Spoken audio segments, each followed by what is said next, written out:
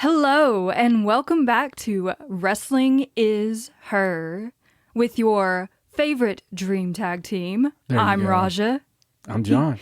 And we have an absolutely jam-packed episode, as if we don't say that every episode. Yeah. There's just so much going on, so much to talk about. There really is. It's ridiculous right now. I don't think there's any slowing down. No, I mean, it feels like it may have slowed down just a little bit because I'm not totally insane right this second. maybe a little bit. There for a while, it was like day after day after day after day, but and in a good way. Yes. But sometimes we had a lot of fun. You see all these amazing like match of the year candidates in a row. It's like, oh my God, I don't want to forget. I feel like a year from now, we're going to be looking at the 5-star, right? Yes. And thinking, oh my God, do you remember that match? Holy crap, I can't believe we forgot about that match. There's always a new match to rave about. You know. Because wrestling is hot. Do you remember when Tam did that freaking, Yeah.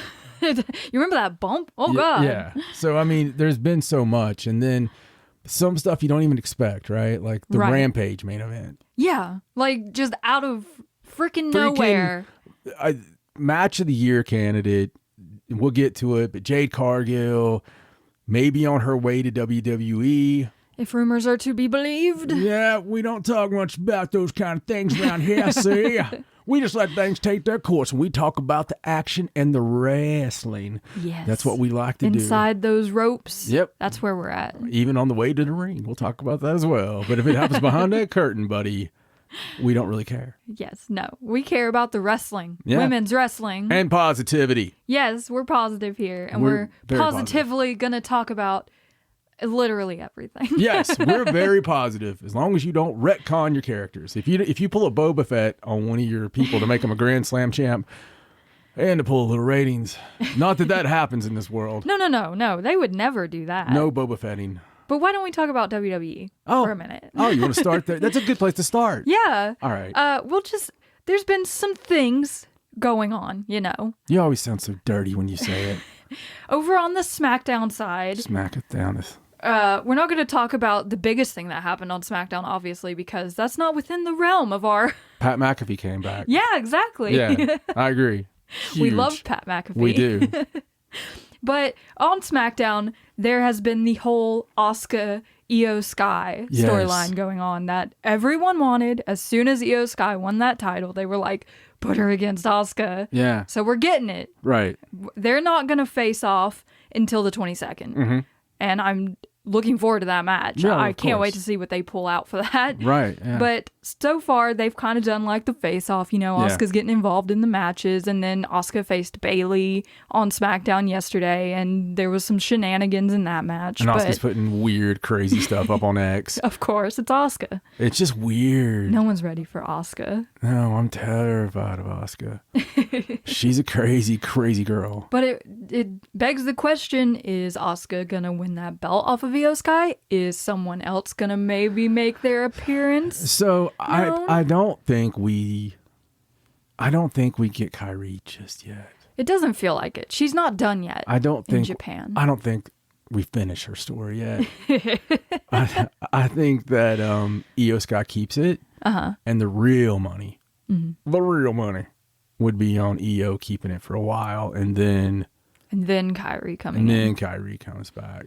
Because, man, you know what? I would like to see a Royal Rumble entrant with Kyrie. Oh, that would be cool, because then she could go to Mania. Yeah, I'd like to see her in the Women's Royal Rumble as like number 30. That would be with amazing. The big, beautiful pirate entrance. Oh, gosh. They have to do that. They have to do the Stardom level I want an actual Kyrie ship, entrance. Though. Oh, man. Yeah, I want just bring this whole pirate ship. I want an actual ship. I mean, you got this new UFC money. Yeah. Let's just take the water to the ring, you know.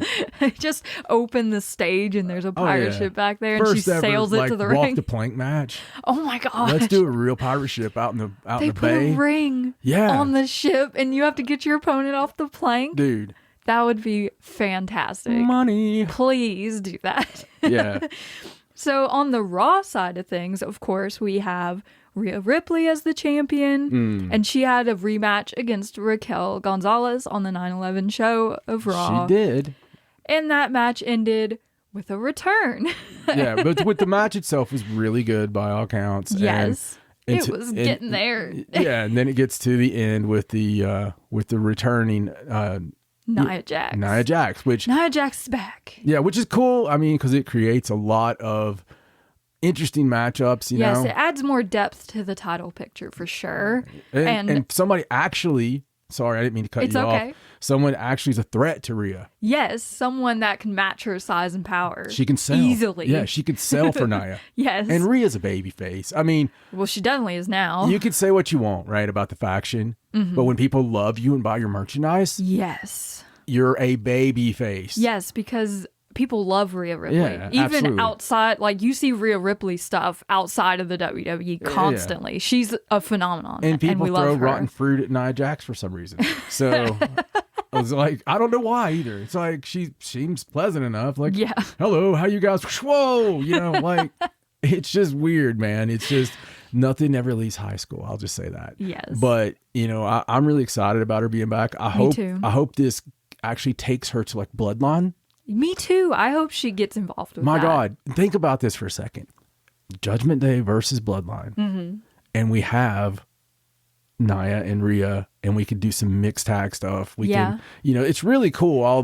And I'm sure this has all been fantasy booked by all the E stands out there. And and I don't say that in a bad way. More power. Whatever you love, it's great. And they're pulling this up right now. You know, we did mention at the first that there may be another big old girl coming in and you know, with some big muscles. I think at this point, if you don't at least allude to Nia Jax being in the bloodline, it's at that point it's just not even a family thing. It's a little disrespectful. It is. She's part of the family. Like she has to be in the family. Yeah, it's like she doesn't have to actively do things with them, but at least like we go over to the Usos' house for a cookout. It's like, what's up, Jay? What's up, Jimmy? What's going on? I see you over there, Roman. Hey, man, what are you doing? He's sitting on the side. Is Dwayne around? Oh, no. He's supposed to be by later? Okay, cool. And then you hear something coming from the basement.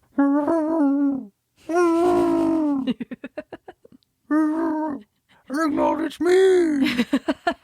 And, you know, you realize they've locked poor Nia up in the basement again. And the whole acknowledge me thing. Oh, man. It's gaslighting. Oh, no. Yeah. There's only one person that needs acknowledged. Yes. I mean, at the very least, they could have Nia address, like, not wanting to be in the bloodline or something, like writing the family off. How do you dress like that? Just wondering. I said like, address. Oh, okay. have Nia address it. I was like, she wears a shirt that says F the bloodline. I don't know. Not Samoan. Not my story. Not my tribal chief. Hashtag not my tribal chief. Okay. Sorry. I thought she was like embracing the not Samoan, you know. Like... I will say that I'm all in favor of putting more women in factions in wrestling. Like, I feel like that needs to happen more. But if she doesn't want to be part of that storyline, I guess more power to her. No, yeah, gotcha. I don't know what'll happen, but I'm intrigued by this match, and I can't wait to see it. Me too. Color me intrigued. As also on the WWE side, on 9/12 NXT, Becky Lynch returned to the yellow brand. She did. Because of Tiffany Stratton kind of poking the bear, you know. She was like, you never were an NXT champion, were you? I don't know why she would do that. Because what did she think was going to happen? Yeah. Like, Becky Lynch is going to be like, no, I wasn't, and just go cry or something. Right. Like, no, she's going to come challenge you for your NXT title. Absolutely. And she did. Yep. And she won. She did. So she is now the NXT Women's Champion. And she's now a Grand Slam. She is, yes, because... I mean, back in NXT, she was the only one of the 4 horsewomen that never won that title. Right. And, you know, looking back, it's like, maybe that was a faux pas considering where Becky Lynch is now. It was like, you know, stomping on the stage, Becky. It was, you know. It was a different Becky Lynch. Yeah, she was like the G. I mean, like, she's doing the jig. You know. Yes, I understand. It's just a little different. It's river dancing. Yeah, this was before the... But it was also, like, hands in the air, happy-go-lucky Bailey, so... Wave it like everyone was different. No, I got you. But the hugger thing was actually arguably the best Bailey. The best thing ever. Yes, I agree. So, I don't know. It's this is my retcon thing. Yes. Yes. It's fine. I'm happy for her, actually. Mm-hmm. I am. I really am. I think it's cool. I think it's cool they were able to pull a big rating by using their main roster stars. Mm-hmm. That's awesome. It's cool. I don't have any hate against it. It's just when you have these kids that you're trying to get over, to me, obviously they're pretty damn successful business model. Yes, obviously. It's just my stupid opinion that carries no way to, dollarize it. Right. Because they're the ones with the money and making ratings. And obviously that's the way you do it. You just beat the shit out of new people. Right. I don't really... I feel a type of way about sending the very, very talented established stars down to NXT to rip titles off of the young stars that are just doing their best down there. But that's looking at it kind of to play devil's advocate. Mm-hmm. That's the Mark way, right? I guess so, yes. Because when you put the very, very, when you say it like that, established worker with the green worker, right? The green worker's going to get better.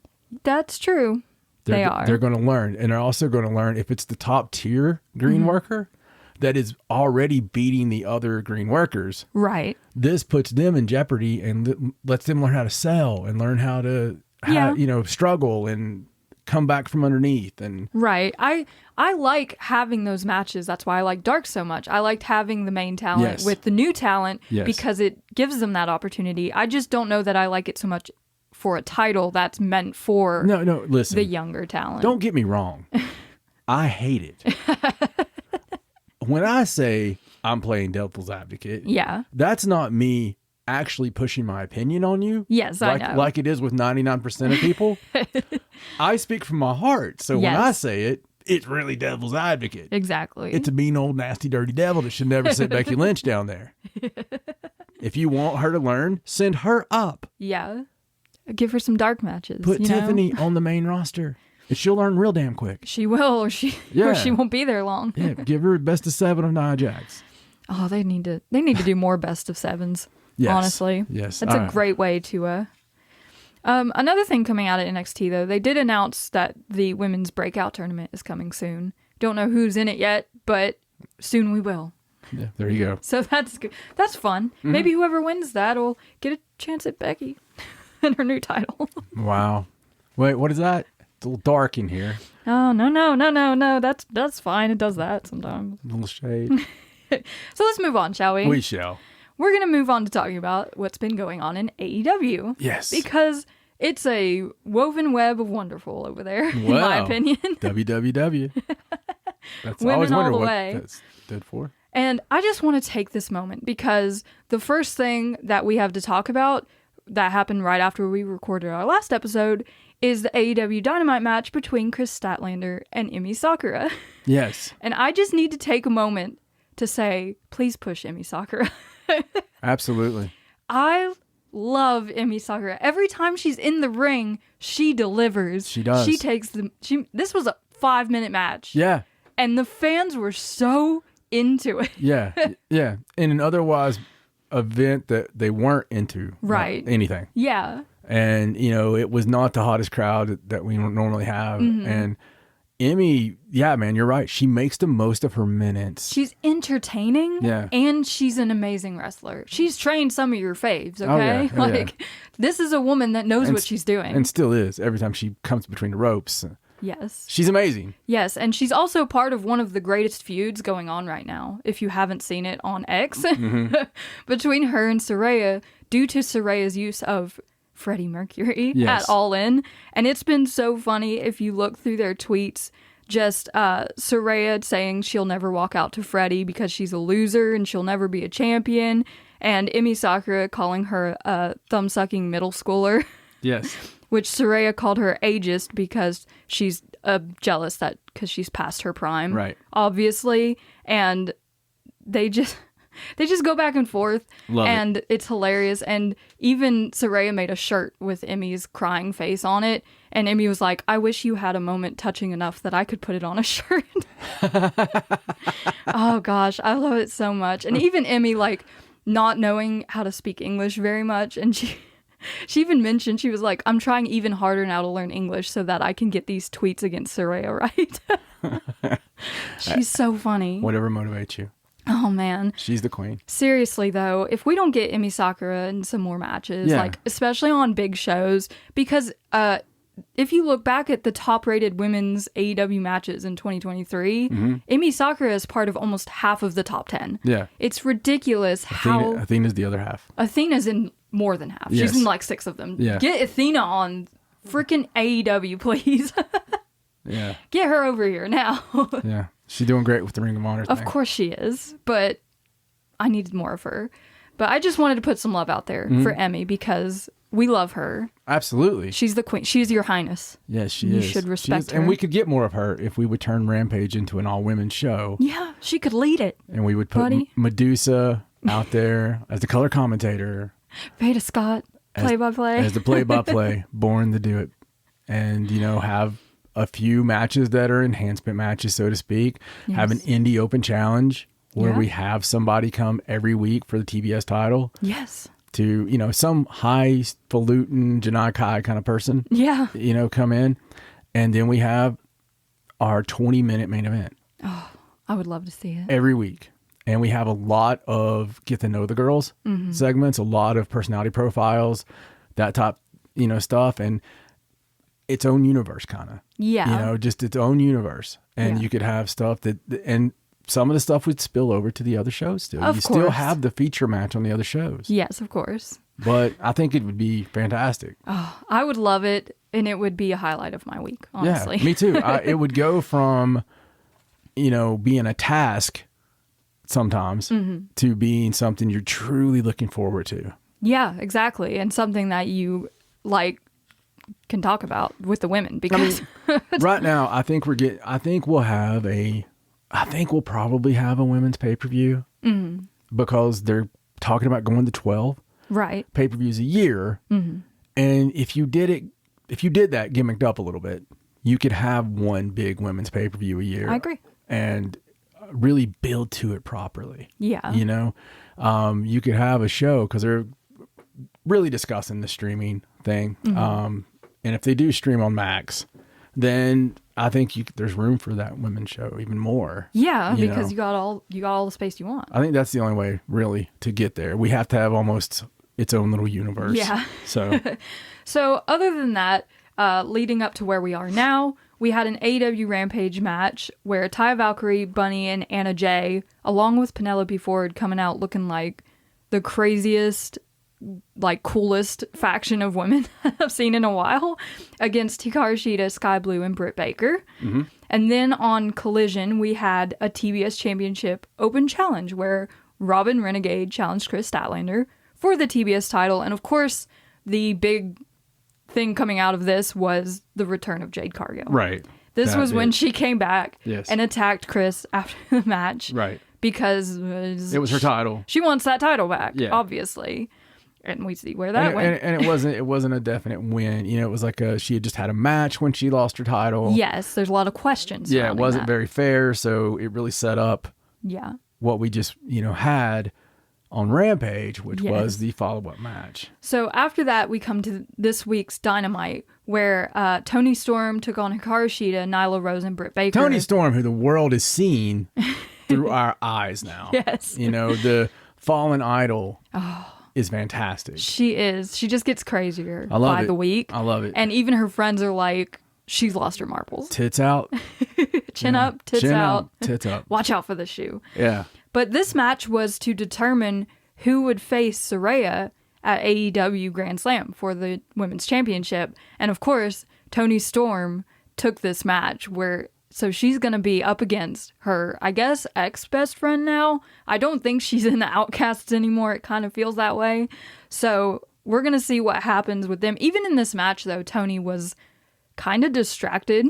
She's arguing with people that they're, taking her spotlight and, this is all a movie or something. Right. And she's the main character. Right, she's got a displacement problem. And part of what helped her win this, I think, is the continuing dissension between Britt Baker and Hikaru Shida. Yes. Because they keep getting in each other's way and they keep going at each other. And even after this match, they finally kind of shoved each other around a bit. And I thought that was where we were going, like with Britt Baker. Right. But we've since changed that, as she said before the Rampage match that she wants the winner of Chris Statlander and Jade Cargill.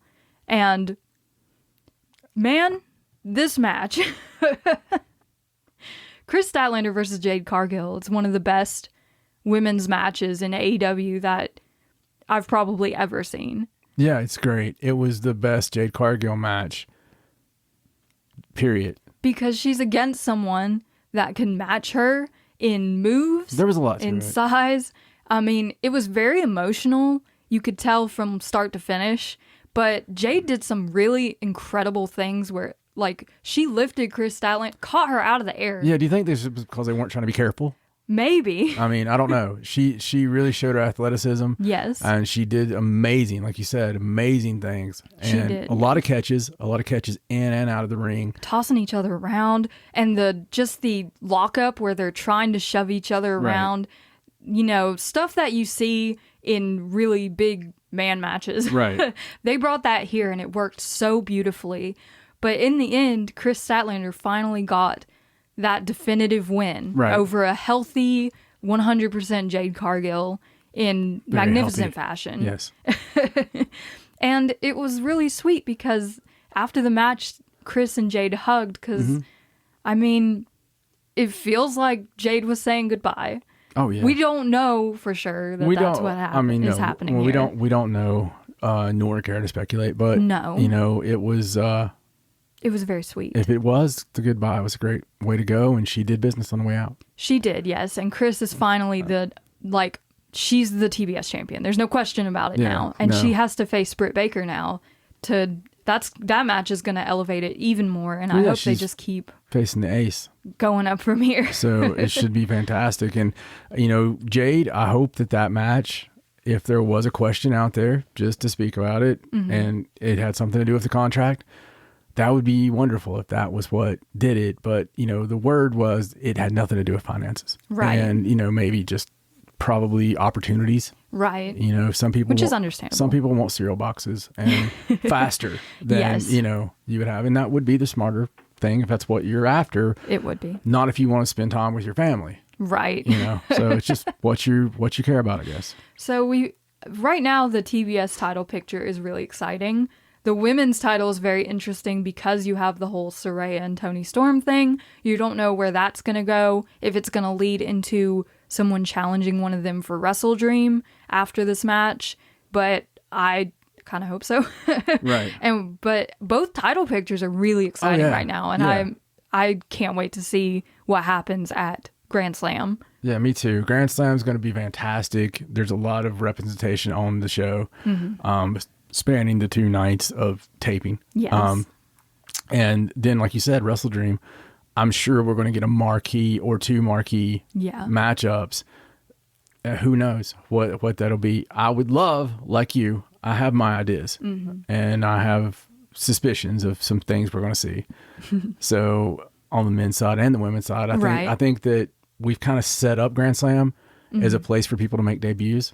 Yeah, it has that feeling surrounding it after the past couple years. And so I do feel that we may get a big debut there. It would be cool to see, you know, a certain boss show up for a match. It would be. at Wrestle Dream. A CEO, perhaps. Yeah, that would be awesome if that CEO is not going the other direction. Right.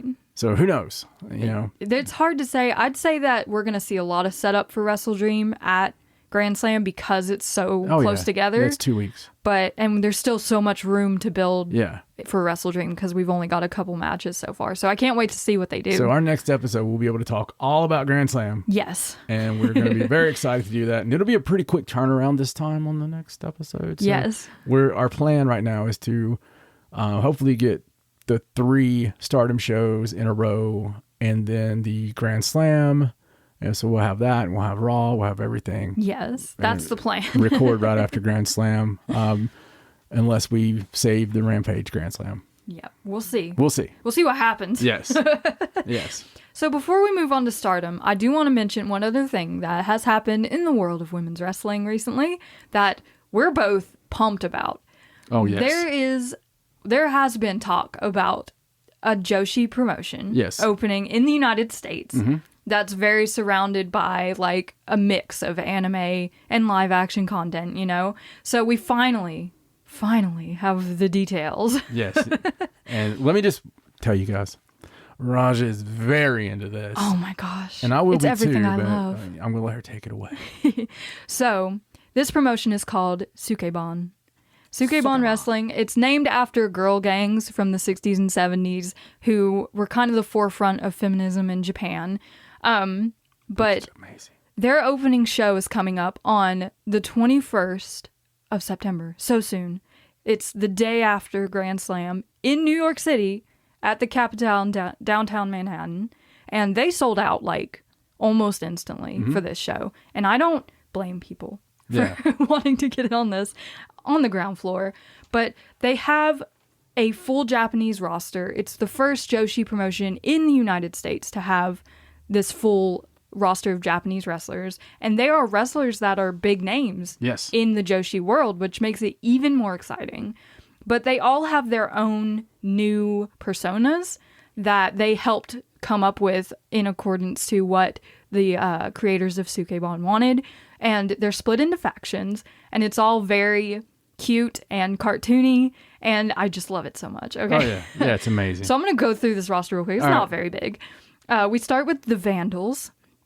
Their leader is Atomic Banshee, played by Rim Kaichao. They have Otaku-chan, who is Kaori Yoneyama, or Fukigen Death, for those of you who know her. Midnight Player, played by AOI. And Bingo, who we don't know who plays her because she's a masked character, so her identity is a secret. Then we have the Harajuku Stars, led by Ichigo Sayaka, who is Unagi Sayaka, former Stardom star. Maya Mamushi, who's played by Maya Yukihi. Saki Bimi, played by Saki. And Babyface, played by Ancham. They're very cute and like pastel colors, almost 50s looking gimmick going on there. I love it so much. The Cherry Bomb Girls, led by Crush You, which is you. Supersonic, who we don't know the identity of. It's kind of almost a tiger mask looking gimmick there. And Rico Blondie, played by Riki Kaiju. And then the Dangerous Liaisons, led by Countess Saori, which is Saori Ano. Lady Antoinette, played by Risa Serra. Commander Nakajima, played by Arisa Nakajima, and the Queen of Hearts, played by Miyuki Takase. And then we have one unaffiliated roster member called Stray Cat. Of course, we don't know who Stray Cat is because she's also masked, but she's just a little black cat that's running around. Yes. I don't know what she's going to cause trouble or what, but I'm here for all of it. Oh, yeah. Every single bit of it. And they've started posting these little vignettes of each and every character on their Twitter at Sukebon World. So you should go follow them and just look at all these characters and what they write about them. They're so funny and so amazing. And I can't wait to see this show when it comes out. Yeah, I can't wait to see how we do get to see it. Mm-hmm. You know, if it's got to wait for editing and or if it's going to be streamed live. I have no idea. I would imagine it's a season type deal. I don't know. I have no idea. That would make sense with the anime elements if they like made it into a show and then released it all at once. But I don't really care. I'm just excited to see it when it does happen. And the results won't really matter because it's something they've just created. So waiting for the show and reviewing the show would be the more... Yes, it would be more fun. They have announced 2 matches for the opening night. Commander Nakajima and Lady Antoinette are facing Maya Mamushi and Babyface. And then what I assume is going to be the main event, Countess Saori versus Ichigo Sayaka, which is, Saori Ano versus Unagi Sayaka. That's going to be a great match. Yeah, absolutely. Regardless of what they're wearing, you know? Yeah. No, so I'm really so excited. pumped for that. I'm really excited for it. It's just so over the top that it's fun. I watched the trailer like 4 times, pointing everyone out. I was so excited. Yeah, 4 times my butt. Okay, maybe a little more. Yeah. Don't call me out. Sorry. I love that stuff. That's what I love about wrestling, okay? Yeah, no. And the wrestling part, but I am not judging you. I think it's fantastic, and it's going to be a lot of fun to watch and follow. Man, it is. I agree. There's going to be such a fandom for this, I think. Can't wait to go. And I'm just excited that there's Joshi wrestling in America Me that too. we can go to live feasibly. Yes, me too. That's what I'm most excited about. Same here. So, let's jump into Stardom because we have quite a bit to cover. And we love Stardom. And by God, I'm so excited about everything that's coming up right now. Oh goodness, we're heading towards the end, but we're right in the thick of it still. Like there's still so much that could happen. There really is. I mean, there is so many possibilities. We're at the point of the tournament where you just start putting these storylines together in your head. You start mapping things out like you think you know what's going to happen. And Raja and I were spending way too much time talking about possibilities and like who has to win and lose to get to this point. Yeah. So we really see a way for Poi. We see a way for Tam. We see a way for Hazuki.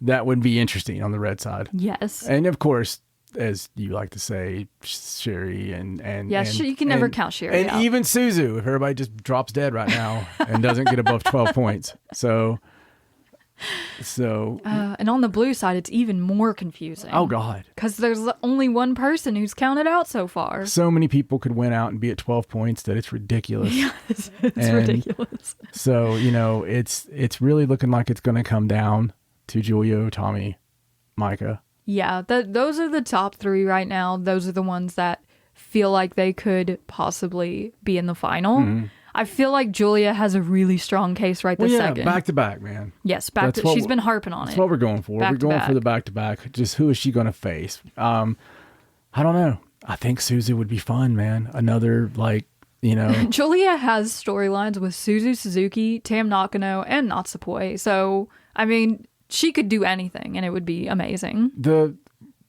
We'll talk about it. Let's get going. Okay, let's get going. Yeah. We're gonna talk about the September 2nd show first, because the last time we recorded, when we talked about the 3rd, this show hadn't been posted on Stardom World yet. So we're gonna go through it really quick. It was in Fukuyama.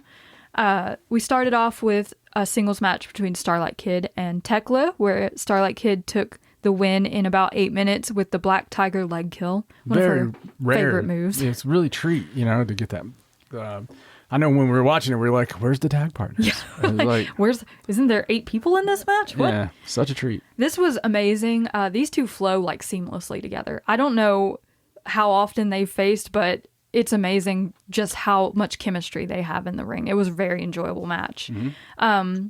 Yuna Mizumori and Tam Nakano defeated Miyu Amasaki and Lady C in a 5-minute match with the Violet shooting. It was a match. I mean, nothing really happened in it. Yeah, talented people, but Then we had Mei Seira, Suzu Suzuki, and Micah teaming up to defeat Momokogo Hanako and Megan Bain with the Sazanka in 8 minutes and 30 seconds. Mei Seira. I mean, I just have to say it every time I think about her. She's doing just ascending. Yes. To that elite level. And that she team, is. You have like so many, I mean, freaking Suzu and May and Micah even. And, Hanako, the way she's done, the way Megan has impressed us. Man, Hanako has come so far, even from the start of this tournament. Oh my God. It's amazing. Yeah. Leaps and bounds. To be a rookie, you would never know. Okay. Yeah. I mean, at the beginning of this match, it was funny because Suzu and Micah kind of fed May to the Sharks like immediately. They were like, go on. And then there was a lot of like really heavy hitting big girl stuff in this match until, Suzu gave Micah a Spanish fly by accident. Yeah. And that continues their story where they've been kind of at odds through this whole tournament. Even though they team regularly, they kind of don't like each other at the same time. Yeah. But, it was a really fun match because it had that Mei Seira and that Megan Bain influence. And Suzu and Micah did, get into a little scuffle afterwards. Right. But that's in their nature. Just let them fight it out. It's fine. Let them fight. We saw Shiri and Konami defeat Saki Kashima and Mirai. And of course, this was a preview for the Mirai-Konami match on the 3rd. And it was a lot of those two grappling and going at each other, kind of testing the waters, Yeah. for their their match the next night. But Konami ended up getting the win over Saki Kashima, who she doesn't believe belongs in God's eye. Yeah, good match though. Good setup. Konami was pretty sure she was going to win the white belt the next night. Poor thing. That didn't happen. Right. So on to our tournament matches. We had Utami Hayashishita pulling out the win over Mariah May, and this was an amazing match. Yeah, it was. These two worked really well together. Mariah came out with a pink rose to mimic Utami's red rose thing, and she tried to give it to her at first. Broke our hearts. Utami took it. She was so happy that Yes. she took the rose, but Mariah was just using it to get one over on Utami. It's almost like she was being dirty and was going to leave and go to another promotion. Yeah.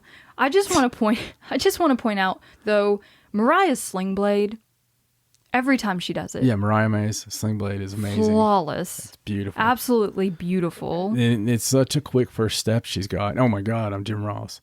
Oh, it's your first step.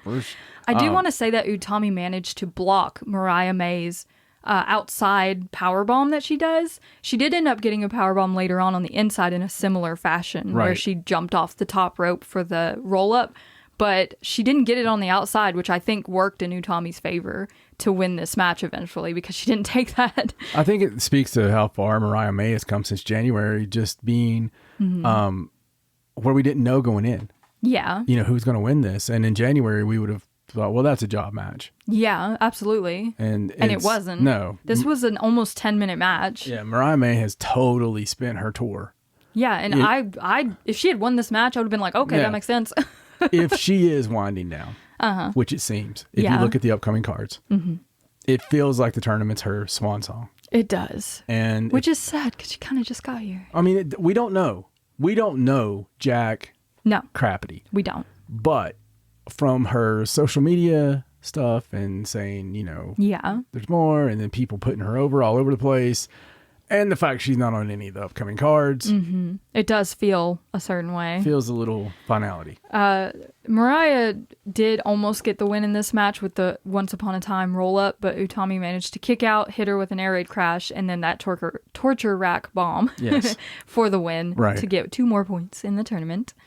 Then we had Azumi versus Mina Shirakawa, which we were looking forward to, especially because these two have been kind of going at each other in multi-mans throughout this entire tournament. And there was like an immediate face grab as soon as the match started, you know, that they're ready to go. Right. And we talked about, you know, Shirakawa has that bitch to her, you know. She does when she's in there. That side to her. And Azumi has that, you know, high speed, but yet she's got a lot of the killer stuff to her as well. Yeah. As weird as that is, but I mean, she is more based high speed, but she's got some amazing offense. She does, yes. And this match was more about the stretches than it was about the high speed because you had Azumi working on the arm and you had Mina working on the knee as she normally does, looking for that figure 4.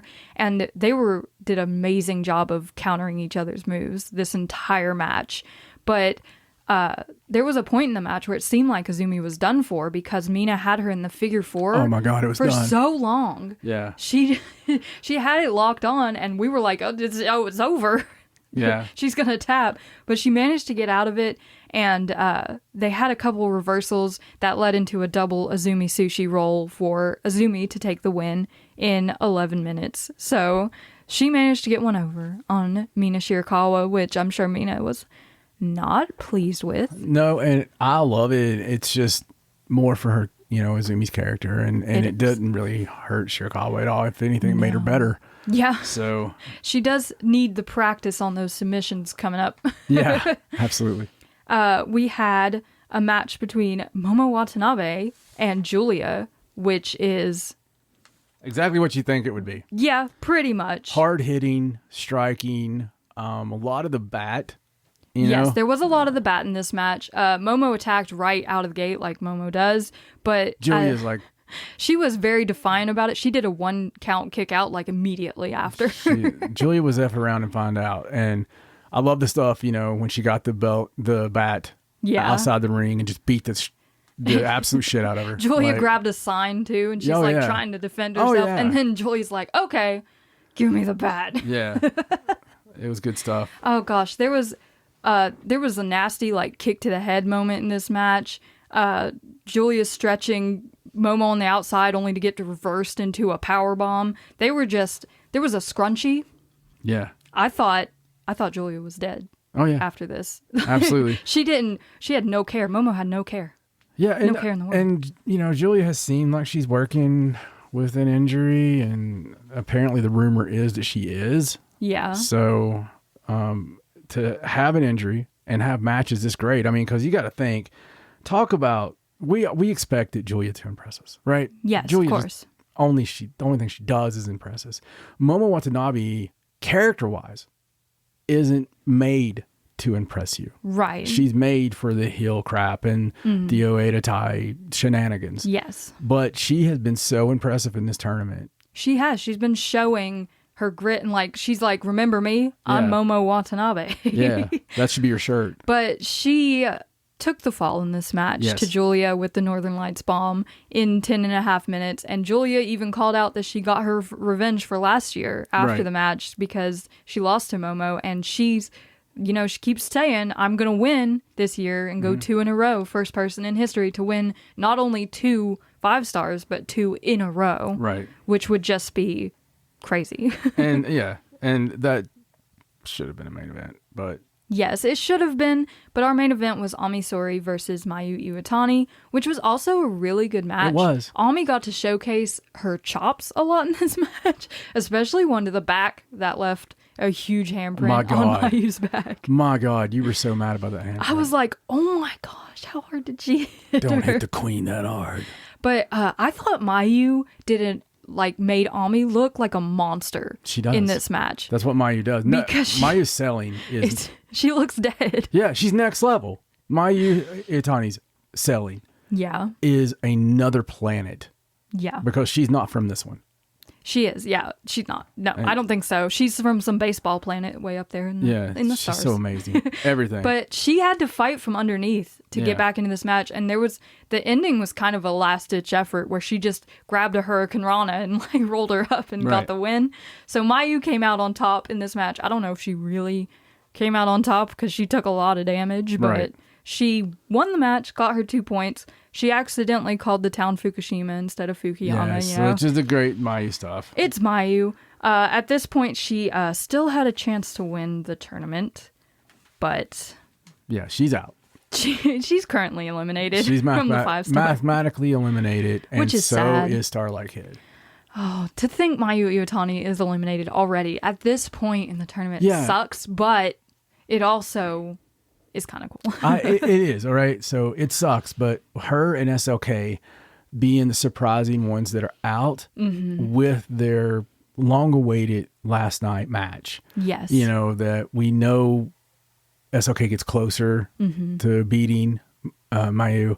Right now, that match is really getting to that point of, I think that's part of the story. I really do. I have to believe that the losses for both are part of this damn story. Yeah, and we talked about it when we were doing the preview for this whole tournament, how we think that the Starlight Kid's story in this tournament isn't winning the tournament. Right. It's just getting to that match with Mayu Iwatani. Yeah. So neither of them really needs to win the 5-star because their stories kind of go beyond that. Yeah, they kind of transcend it. You're right. So that takes us to the September 9th show in Korakuen Hall, which is one of our favorite venues. Oh, yeah, dude. It's everybody's favorite venue. The Korakuen Hall shows for them are just fantastic. And, I love the fact that, I don't love it, but they outdraw New Japan. They didn't outdraw the second night of New Japan this tour. Right. But the first night, they outdrew them by a lot. Yes, and because a sellout is around 1,500. Yeah. It's somewhere close to that. And they had very close. They had 13 something, I believe. So this show started a little weird because we had someone come to the ring, and that someone was Asusa Inaba, younger sister of Tomoka Inaba, who is a member of God's Eye. We've seen her a number of times in Stardom. I'm so excited about this. On the New Blood shows, she teamed with Shiri in last year's Goddess Tag League. Right. So she's from Just Tap Out. They both are. And she came to the ring with the intention of challenging Rena for the future Stardom Championship at New Blood 11, which is coming up on the 29th. And it's stacked. Oh, it's absolutely stacked. We'll talk about it when we finish these shows. Right. But Asusa talked about how she's 15 and of course Rena's 16, and she's like, you're an amazing young champion, but I think that belt would look even better on me. I loved how she did it because she was putting Rena over. Yes. But doing it in such a your time is done. My God. It's my time now. You old maid. She's only a year older than her. Yeah. I mean, this is, the average age in this match is 15 and a half. It's ridiculous. And Rena, we talk about people getting better and people really coming in. So out of the three sisters, you would have think she ate the other two in the freaking womb. I mean, I know only one's a twin, but she's such a natural talent. Like with the character work, with her in-ring work, she's just got it. Now, of course, her older sister is amazing. Yes, we love Hanan. In her own way, right? Yes. And I'm not saying anything, right? I just think Rena is the best. She's got an X factor that you look for, and I think putting her in Oedo Tai to begin with was such a great call because she's got that attitude. You would never know. You would never know she has a twin. Yeah, no. Because of her character work, if they didn't tell you. If you didn't already know, because she's that good of a heel. I think she is a little asshole. Like she seems like it. You want her to lose. You want her to freaking get beat up and all this stuff. And I mean, we want her to excel and just win everything. I just love her to death. Yeah. Dude. And it makes you wonder if she's going to be moving on from this sort of future of Stardom position into something more like bigger and all among the main roster. The thing is, even with her size, I don't look at her like a high speed. Yeah, me either. She's more a traditional. she's hard hitting. I mean, she's gonna come for you. She's in there. Because you would think definitely at her age and her size that she's a high speed wrestler, but she comes off more like a natural. Eventually a white belt type person. Yes, absolutely. I can see her getting there in a matter of years if she keeps on this trajectory. Doing it. She'll be another Momo Watanabe. I think we're 3 years. I think we're 3 years away from main event level Rena. That makes sense, yes. But she could either keep this future Stardom belt at the next New Blood or drop it and kind of move on to new waters maybe after the New Blood. Kind of hope she drops it just because of the opponent. Yes, and because I'm really happy. Inaba is great. I mean, she's an Inaba, so. That's what I'm saying. I just really want them all the time on my screen. Yes, same. So we started the show off with Hanako and Miyu Amasaki defeating Lady C and Hina. So a bit of a all Queen's Quest match going here. I don't know. I've seen Hanako teaming up with Queen's Quest a lot lately. And she kind of fits that mold with her gear and everything. I don't know if they're even like thinking about putting her in a faction She's totally yet. wearing Queen's Quest gear. Her and Miyu look like a tag team with the blue gear. They totally do. Again, I know we talked about it earlier. Yeah. But I've got two to talk about in this one on each team.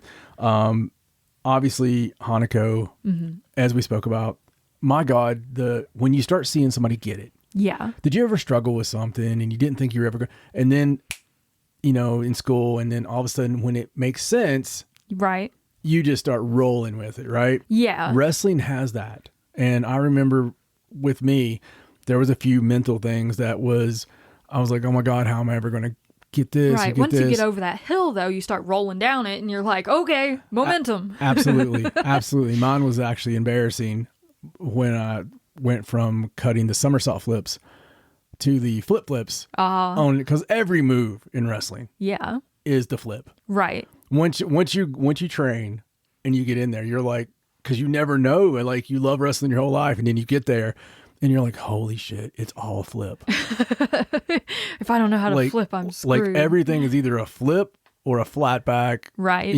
So it's and it's just fun. But yeah, that moment, everything starts coming in and everything else makes sense. It's the wax on, wax off part, right? You're like, oh, I do know karate, right? And Hanako is like, it seems like we're getting to that point because even her confidence, her, you can see it. You can see her get more stiff with. Yeah, she's definitely laying it in more. Bro.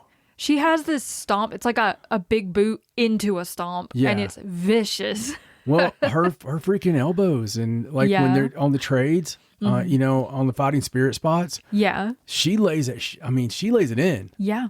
And I think she's getting to know the girls more and more, and she's like less and less afraid of like making someone mad, probably. Well, at first, her size almost worked against her and made her hard to get behind because whereas she is so tall, it was almost like she was, well, it wasn't almost, it was, she was hunched over. Yeah, she was coming down to the level of the other girls. Exactly. And again, I hate to talk about myself when we do this stuff, but I had, you know, you always have new trainers throughout your career, right?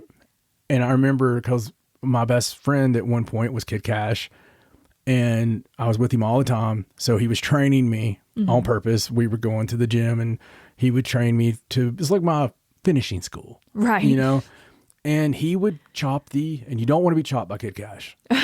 Okay, noted. Brian Wayne, I know you're listening right now. You don't want to be chopped by Kid Cash. Anyway, you know, he would chop the piss out of me if I came down to him. And it was got to stand up to your full height. Yeah, it was all the thing about we need to come up to you. You need to have the confidence. You need to, you know, roll your shoulders back. Yeah, because it was the whole thing on lockups. I was, you know, I would come over and it's like, no. You're 6'3". Stand up like you're 6'3". Chin up, tits out. Chin up, tits out. And I think that she is standing up. Yeah. Like she should be now. And I love seeing it. I just love seeing somebody's development. Yeah, when it finally clicks and they got all the pieces of the puzzle and they're starting to put it together, it's so cool to watch that happen. And I know you're also very high on Lady C. I was going to let you say it. I think it's just about her time. Again, somebody who was completely changed. And, you know, it went from something that was almost a struggle to watch for me personally. Yeah. We're bad about that. Like when we're down on somebody, we're like, oh. Yeah. And, you know, we'll still watch it. Yeah. Just in case this happens. Because we're okay to have our mind changed. Yes. We're always open-minded about any wrestler. If they make a meaningful change and they do the work, we're like, okay, we like you now. Yeah. That's how it works. I never had anything against Lady C at all. But she has gotten so good. Yeah. And so I'm really looking forward to some stuff coming up. Seeing her and Hanako against each other as two of the taller girls in the whole roster. I think we talked about when we were watching, we were like, we want a singles match of this. Yes, please. Put them in a singles match. Yeah, good stuff. Good stuff. This match only lasted about 7 minutes, and it ended with a finisher that I'm going to try to say correctly. Oh my God. The Amano Hashidate. I'm very proud of that. I don't know if I said that right, but that was the move name. It sounded like it. It sounded correct. Amano Hashidate. Yeah, there you go. You got it.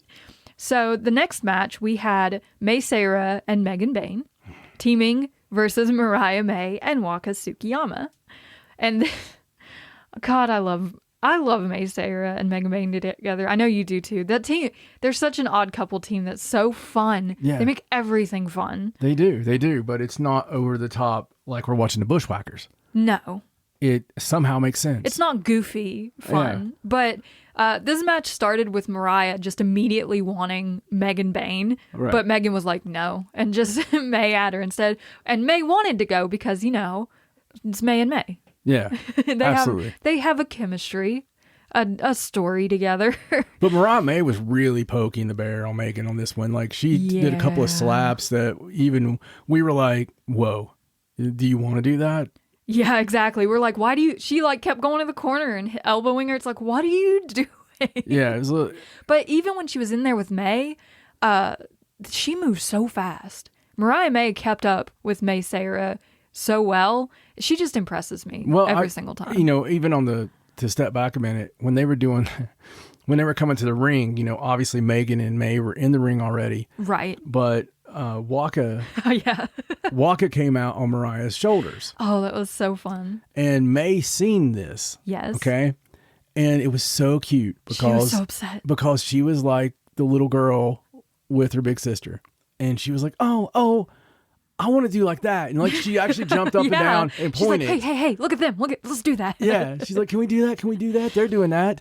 And Megan didn't really answer her, But she didn't stop May from getting on her shoulders. She totally accommodated her. Yeah. And did it and puts up with her. And it reminds me like when you see like the big silverback on a video and the little gorillas are just annoying the piss out of him. Yeah. But he's chill. Right. And you know, he's confident. He's chill. He's the silverback. He's the alpha, you know, whatever. And completely chill and so loving. That's what she came off as. Yeah, because she didn't make a fuss about it. She let May get up there on her shoulder. She held her till she was her done. headdress was coming off. Yeah, she didn't care. Didn't matter, you know, so. It was so cute. And there were some really good spots in this match, especially like Megan showing off her power when she basically deadlifted Mariah out of a pin into a suplex. My God. And the double toss spot with both Mariah May and Waka Tsukiyama, that never fails to impress me when someone does that. She's so strong. Megan's power is, and you said it when we were watching it, she's so effortless on the stuff she does. It's like it doesn't even break a sweat. Yeah. And there was also a great spot at the end of this match where May actually was like, oh, throw me, because it's become such a thing. She didn't want it at first. It makes me so mad when I'm on X or whatever and I see people that just watch the 5-star matches. Yeah. And are not watching the undercard because you're missing so much progression. They don't just have the same card every night.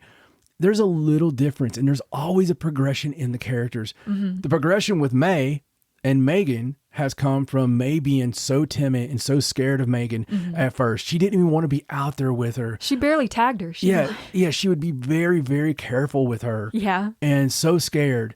And Megan taking liberties and just, you know, come here and lifting May up and gorilla pressing and throwing her on the opponents on the outside. Yeah. May screaming the most comical, incredible, blood-curdling scream of all time. Yes. And, you know, it's adorable, though. And then after it would happen and she's kind of like, oh, why did you do that? She's looking at her, you know, like. She's like, I thought we were on the same team. Yeah, like very upset or whatever. But they kept winning. Yes. And you know, as it progressed, you start seeing that ease up a little bit until like the last couple of shows.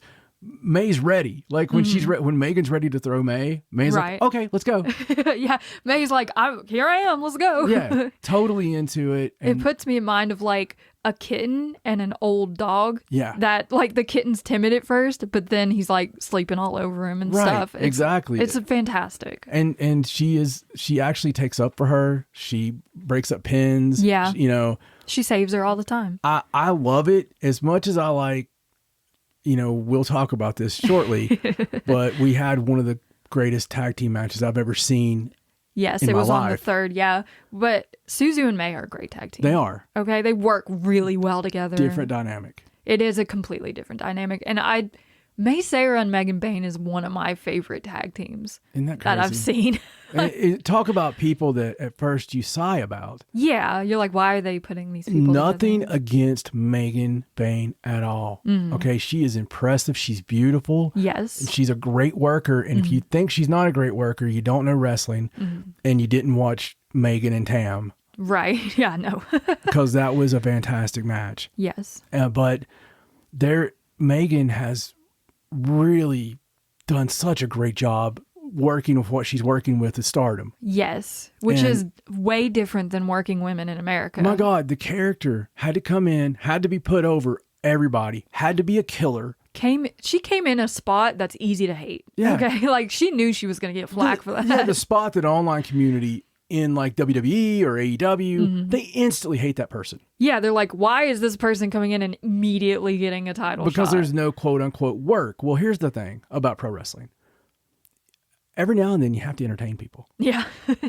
I know we all look for the Bret Hart work rate and all this crap, right? Right. The reason Shawn was more over is because Shawn worked and looked amazing and could also be seen as, you know, getting his ass beat sometimes. Right. Without having to be, well, I'm actually a tough dude. You know what? Great. That's great. But for the sake of this, you know, so you do your role. You do your job. Exactly. Her job is being a freaking uncontrollable, unstoppable beast. Yeah. And she's done that. She's going to claymore your head off. But somehow, within that, she's been able to show these little micro freaking... Right. She's like a gentle giant on the inside. Exactly. For certain people. Exactly. So I love it. And the reason I like this tag team more than Suzu and May, just by... a little bit is because of the story. Like, Suzu and May are together because they're the same age, they have a similar work style, but they haven't really told us, like, what's their relationship like? Right. Do they even like each other? Do they just tag because that's what they've been doing? Right. But with May and Megan,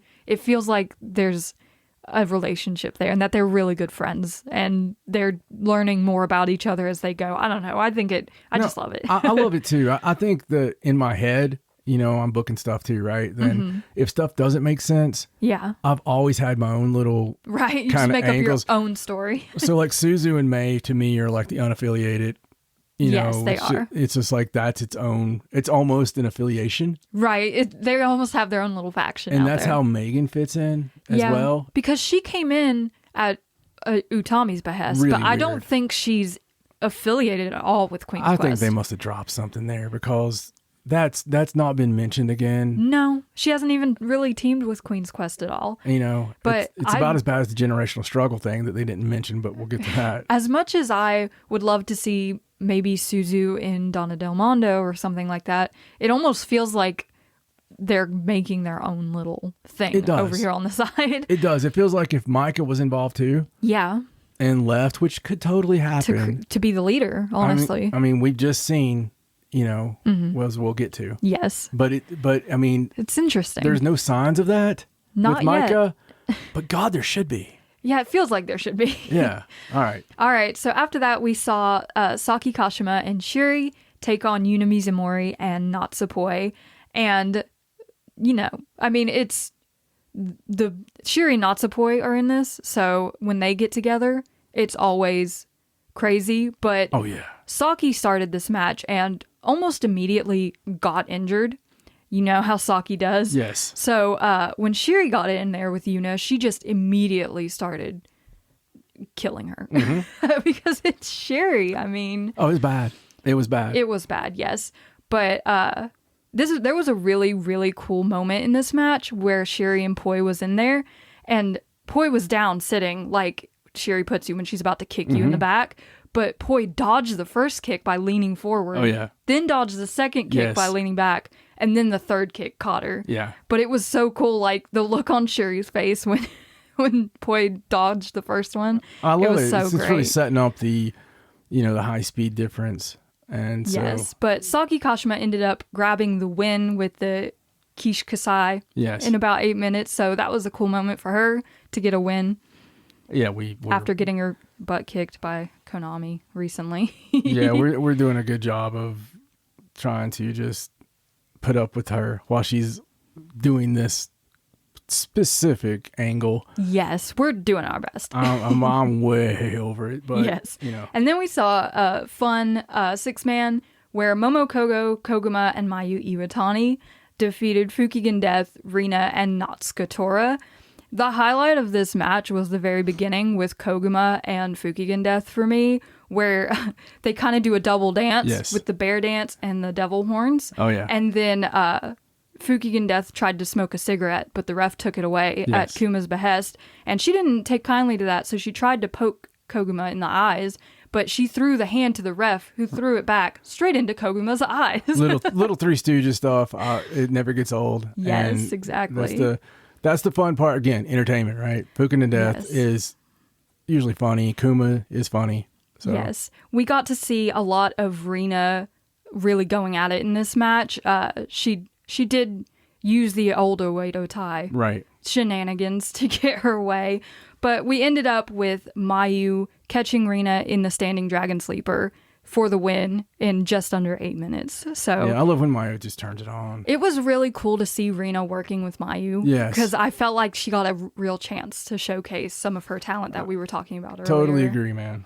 And Mayu, let's just say, one thing about her, she's always 100% into the match. Absolutely. Like, there was that silliness at the beginning, and as soon as you tag Mayu in, it's like all business. Yeah, but it doesn't matter what it is. It doesn't matter what the match is. It doesn't matter if it's a 12-man. It doesn't matter what it is, right? Absolutely. Mayu seems to be always working a main event level. She is. It doesn't matter where they are, how many people they're in front of, who she's facing. She's in that match 100%. She's the icon. There's no Naito, hey, I'm just trying to sell this shirt during this match. She's definitely not Naito. Yeah, exactly. She's more of a Will Ospreay. There you go. So this brings us to our tournament matches for the night, which were all amazing. Bangers. We started with Saori Ano versus Mirai. And this started off with a rejected handshake. You know, Ano was not interested. Yeah, it's Ano. In shaking Mirai's hand. Yeah. They started off with some grappling because Mirai, that's kind of how she starts her matches. Like, we're going to feel each other out on the mat. Absolutely. And then they did a test of strength for some reason, but of course Mirai got the best of that. But when Ano was in the bridge, she tried to break it down and it didn't go anywhere. Because Saori has one of the best bridges. Oh, yeah. In the game. She's so strong.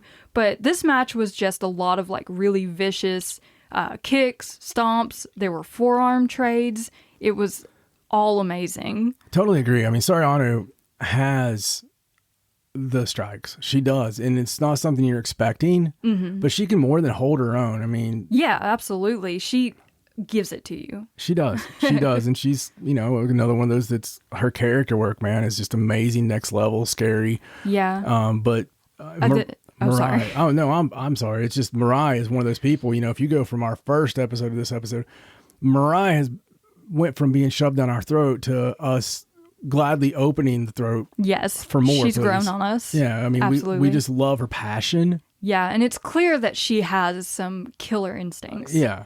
But this match got down to, I think both of us were pretty sure that Mirai was going over in this match.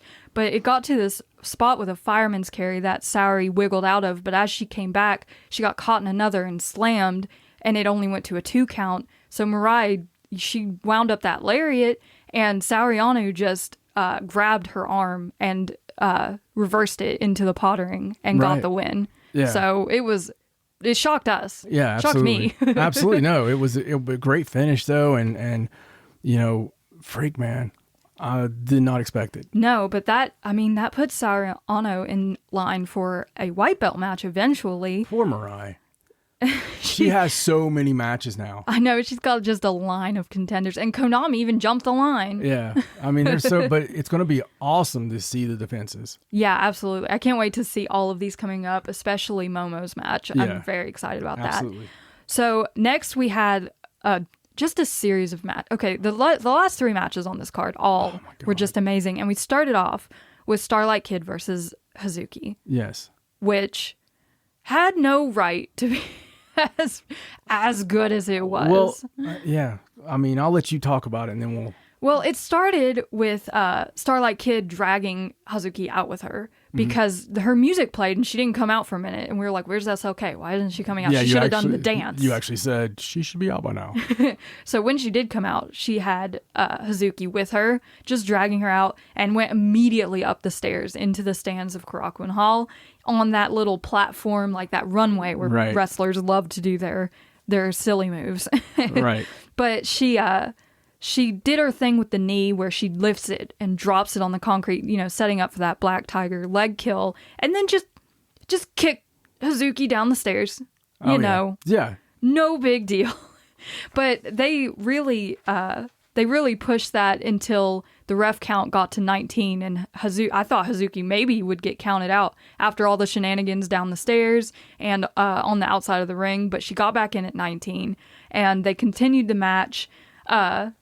She sold the knee like the whole time after this, but she managed to get the upper hand again, and then SLK reversed her one of her signature moves into the Black Tiger leg kill, and she got this on a couple times during the match, which I loved because at first it was just the leg, right? And she slowly progressed it throughout the match, like putting it on more hardcore, grabbing the arm, grabbing even the head, like at one point. Yeah. And it just got worse and worse, kind of like Yuji Nagata's thing where his eyes slowly roll back into the back of his head every time he does it. Right.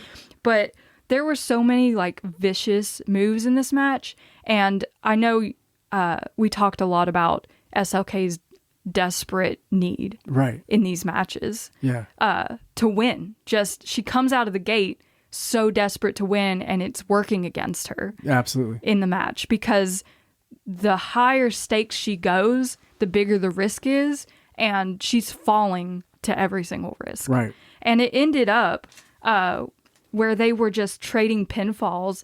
And as Starlight Kid was trying to get another Black Tiger leg kill, she got rolled over into a pin with the Hazuki straw. Right. And pinned at 10 minutes into the match. So she's out of the tournament. She doesn't really have a reason to win anymore, but she's so eager just to prove herself. I mean, she's got people, she's probably self-doubting, but she also has people, whispers, right? Whenever you have any kind of slump, everybody's just wondering, are you done? Yeah. Have you cashed out? Right. What's going on?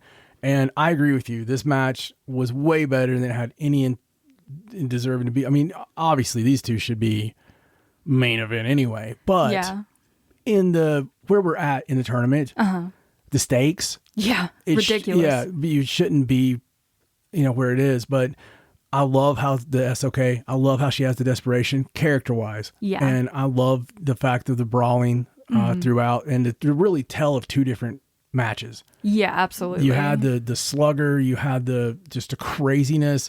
You had the spot, throwing Hazuki down the steps. Which silly. One of the best parts of it was the Jun Kasai cameo holding the baby. Yeah. Right at the top of the steps. Yeah. Sitting in the seat. It's silly. Legitimately Jun Kasai, which come to find out, because at the time when we were watching, I was like, that dude looks just like Jun Kasai. You did. And it was. Yeah. And which was insane, right? It's cool that he's there. It's watching Stardom. Very cool, man. Very cool. But, throwing her down the steps, which, my God, she took really good step bumps. Yeah, she did it about as well as you can. But, the whole thing of, and then going in with the submissions like you're talking, and being so desperate, and you kind of F around and find out with Hazuki. Yeah. That's one thing we've noticed with her. She's the wild heart. She's not going to give up without one heck of a fight. Yeah, man. Like, you don't expect her really to be such a tough out, because she comes off so okay, so chill. She's just like, okay, whatever. Yeah, we'll do whatever. But it's not like that. No, she's got passion. Yeah, she passion. Passion. There was even Starlight Kid even did her turning frog splash, but instead of doing it normally, she did it on the knee, just so she could she's so determined to win with that stretch. Dude, everything she did was hitting the mark. Yeah, she was completely accurate. This entire match. To an untrained eye, you may think, "Oh my God, she missed it." No, no, it was on purpose. Targeting.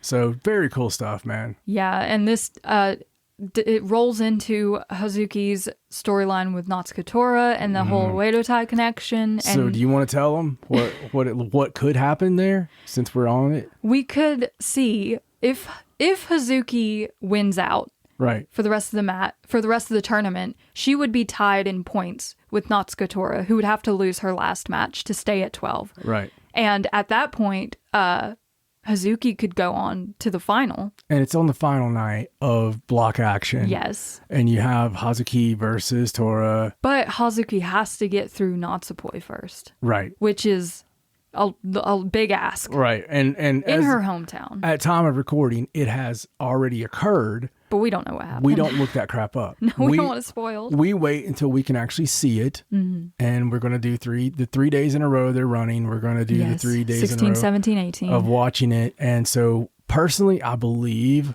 that Hazuki beats Poi, because Poi can lose. She can lose and still go to the final. She can lose one. I don't know if we want to knock Hazuki out before she gets to the point of facing Tora. Yeah, I mean, to me, it makes the most sense if I was booking it. Yeah, and being in Fukuoka, her hometown, I think she's going to be extra, on top of it. I think everything is in the stars. Absolutely. For this to come down, at least. I'm excited about that match.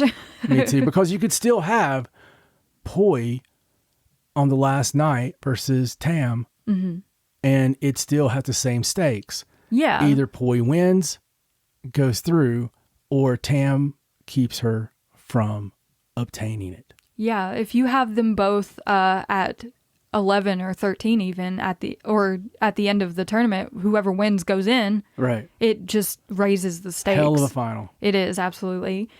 After that, we saw Suzu Suzuki take on Tam Nakano. Yes. And there was a very pointed chin and hair grab at the start of this match.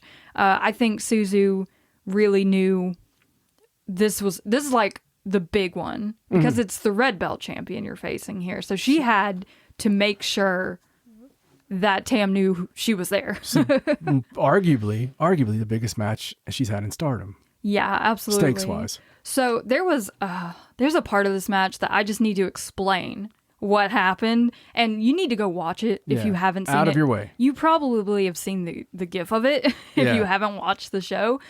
But this started with Tam doing her running knee spot where she knees someone through the ropes, and she missed that. So she tried it again and landed it, went to the outside to the apron, landed it again in the metal turnbuckles on the outside, and then put Suzu into the turnbuckles for a stretch. Like, weaved her through the metal. Oh, yeah.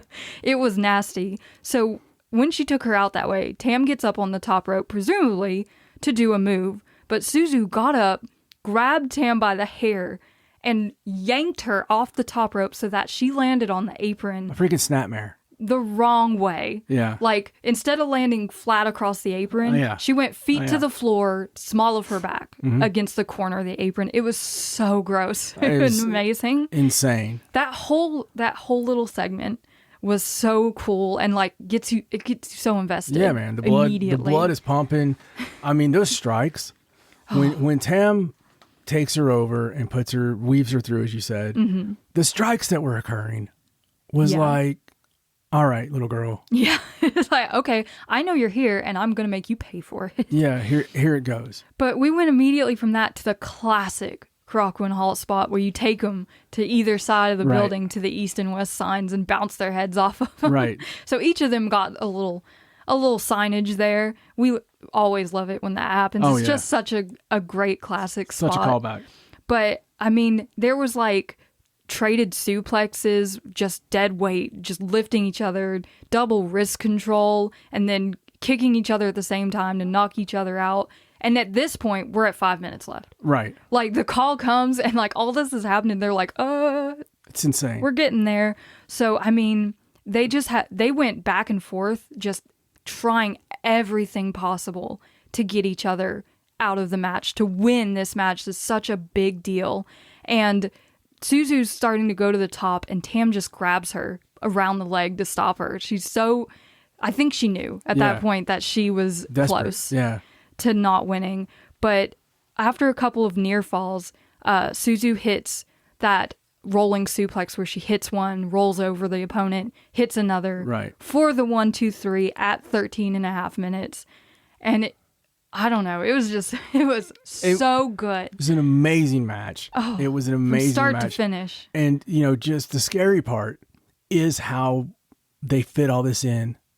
Yeah. To that time period. To 15 minutes, all of that happened. Can you imagine when we get that at 30 for a belt, Yeah, exactly. It's unreal. There's no breathing room, and that almost makes it, like, that's what makes it so good. I mean, because you're on the edge of your seat the whole time. Absolutely. And now we've got the ready-made, man. When you have that on paper for the red belt. Oh, God. People are going to want to see it. Because they killed each other here. What are they going to do? Exactly. With that more time. It elevated, not that she needed it, but it elevated Suzu to the point that we all think she needs to be at. Yeah. She's a main event player. She absolutely is. And Tam, she proved it. Tam may be, and it's weird to call somebody that's the red champ underrated. Right. But I truly believe she is because of her ability. Man, every big match you see Tam in, it is freaking brutality. Yeah. It is believable. She takes an ass whip like nobody's business. Like somehow she can push a button and make her face swell up. Tam Nakano will do anything to win. Oh, yeah. Like, absolutely anything. If she has to do it, she's doing it. And then be the most proper, prim lady you've ever seen. Oh, and be so sweet and smiley and, like, draw stars in the air. Yeah. She scares me. Yeah. I love her. But, I mean, Suzu beat the big champion. I think that's... Yeah, dude. And in a match where she didn't really do the same stuff that we're used to seeing her do with the strikes and the kicks. Like, it was a completely different match than we've seen from Suzu so far, and it was incredible. She's a worker. And I can't wait to see this championship match when it happens. Same. Hopefully Tam keeps the belt for that long so that we can see it. It's amazing the level of talent and stars we have here. Yeah, absolutely. So then we made it to our main event, which was Julia versus Micah. They've been kind of leading up to this the whole tournament. We had a star beside it from the very first. Yes, and the match before this and this match were supposed to be like Generational Struggle 3. I don't know if they abandoned that because Saki Kashima got hurt and her and Shiri couldn't have their match on this night, or if they just didn't mention it. I don't know. But this match was kind of I think for Micah, it was kind of like for all the marbles. This was the thing she was looking forward to the most in the tournament. I know she obviously wants to get to the final, face Suzu, but it feels like she's been aiming for this every night leading up to it. Oh, obviously. Yeah. Because Julia's her leader and she wants to prove herself that she can get it done against one of the strongest in Stardom. Yeah. But this match, they didn't hold back at all. There were chair shots almost immediately. You would never out of the know gate. that they were in a faction. Like, not only throwing each other into chairs, yeah, but creating a pile of chairs and suplexing Julia onto them. Like that kind of crazy, crazy stuff. Amazing. But they just went at it from the start, and because they know each other so well, they blocked a lot of the normal moves that they're used to doing to each other and other people. So they couldn't really get their normal moves off. And I think Julia was getting kind of frustrated. Oh, absolutely. There near the end, she was like, okay, this is really annoying. Why do you keep countering everything? And again, you could see pain on Julia the whole time. Yeah. And near the end, they got into this position where Julia had Micah in a stretch and they were just slapping each other in the face. Yeah. Because they were just so frustrated, I think. Oh, absolutely. They were like, okay, we need to get this out. Get this out of the way. Clear the air. Make sure that we're all on good terms after this. But Micah ended up getting a 1 count and getting hit with a knee, and then Julia took her up to the top rope and hit a butterfly suplex off of the top rope, and then got up and did it again with the Northern Lights bomb for the win in 12 minutes. Yeah, I mean, amazing. It was like so hard hitting. Mm-hmm. And then, after the match was just as cool. I mean, it had humor, but it also had, the frustration of Micah really showing. Yeah, because, I mean, she lost. Yeah. But, I mean, she gave everything. I thought it was really cool what Julia said. Yeah, Julia, she definitely put over how tough Micah is. And she was like, we don't have to do the generational battle because, I mean, I'm just glad that Micah's in DDM. And and we don't have to do this that often. But she said it in a good way. Like, I'm so glad that you have my back. Yeah, Micah being in DDM makes me feel comfortable, that...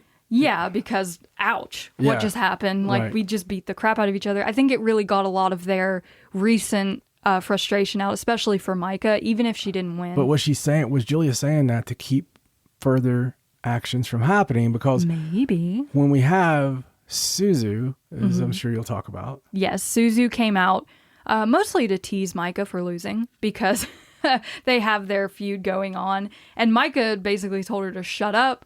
She wants to get revenge on Julia and prove that to Suzu that she can beat Julia, that she can win one of these matches. Because Suzu's like, you lost last time. Yeah. And you lost last time, you lost this time.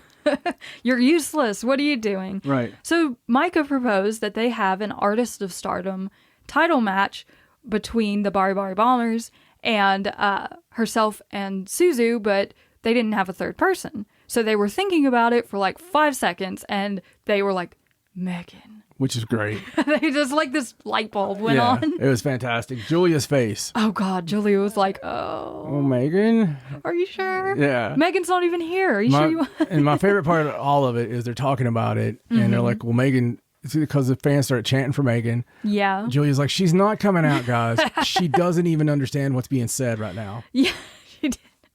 She was like, just let me think about it. We have Dream Tag tomorrow. Yeah. Let's get through that, and then I'll give you my answer. Right. You could tell she was like apprehensive about it. I mean, because it's Megan Bain. Yeah. It was great. The show itself. Yeah. The entire show from start to finish was such a good time because you had the surprise challenge at the beginning, and then you had all these amazing matches. All the tournament matches were on point. Yes, man. And there were so many surprises, like with the winning, I think. Suzu over Tam, Saori over Mirai. I mean, it was a night to remember. Yeah. I think. So that brings us to September 10th, the Dream Tag Festival. Oh, yes. This show was so much fun. It was the best. It was one that we absolutely did not expect much from. Right. I don't think we expected it to be as insanely fun and good as it was. And full of story. Yeah, absolutely. Like chock full of just emotional storyline. It was a super emo. Oh, we loved it. So we started out with a gauntlet, as we do, which featured Ami Sourei and Shuri, who beat Waka Tsukiyama and Yuna Mizumori. Then they beat Saya Ida and Koguma. But then Megan Bayne and Mei Sarah we've heard of them before. come out and defeat Shuri and Ami Sourei. And then they beat Miyu Amasaki and Lady C to win the gauntlet. I know. Pretty cool. So we had a nice little Megan Bayne and Mei Sarah win there, which is always fun. I love it. I mean, we just did all the talking about them. Yes. You can't say anything else about them. No. But they deserve the main card. Agreed. They should have been one of the dream tag teams. They should. They're a dream tag team for us. Yes. So our first official match of the Dream Tag Festival was Natsupoi and Saori Ano versus Tam Nakano and Mina Shirakawa. And this was very Cosmic Angels heavy match, of course. Because, I mean, 3 of the 4 people are currently in Cosmic Angels, while the 4th used to be in Cosmic Angels. And of course, these teams, Natsupoi and Saori Ano, are a tag team. They weren't very happy about being voted together in the Dream Tag Festival, which I think kind of happened before they were a proper tag team all the way. Had they had the strap match yet? I don't think so. Okay. It was either right before or right after the strap match. All right. But they do have that bond that they were brought together through the strap match. People love them. Like Soriano just cannot stand to be with. I know. She's just constantly exasperated by Natsupoi. But she's exasperated by everything. She is. She's just here because she has to be, it seems like.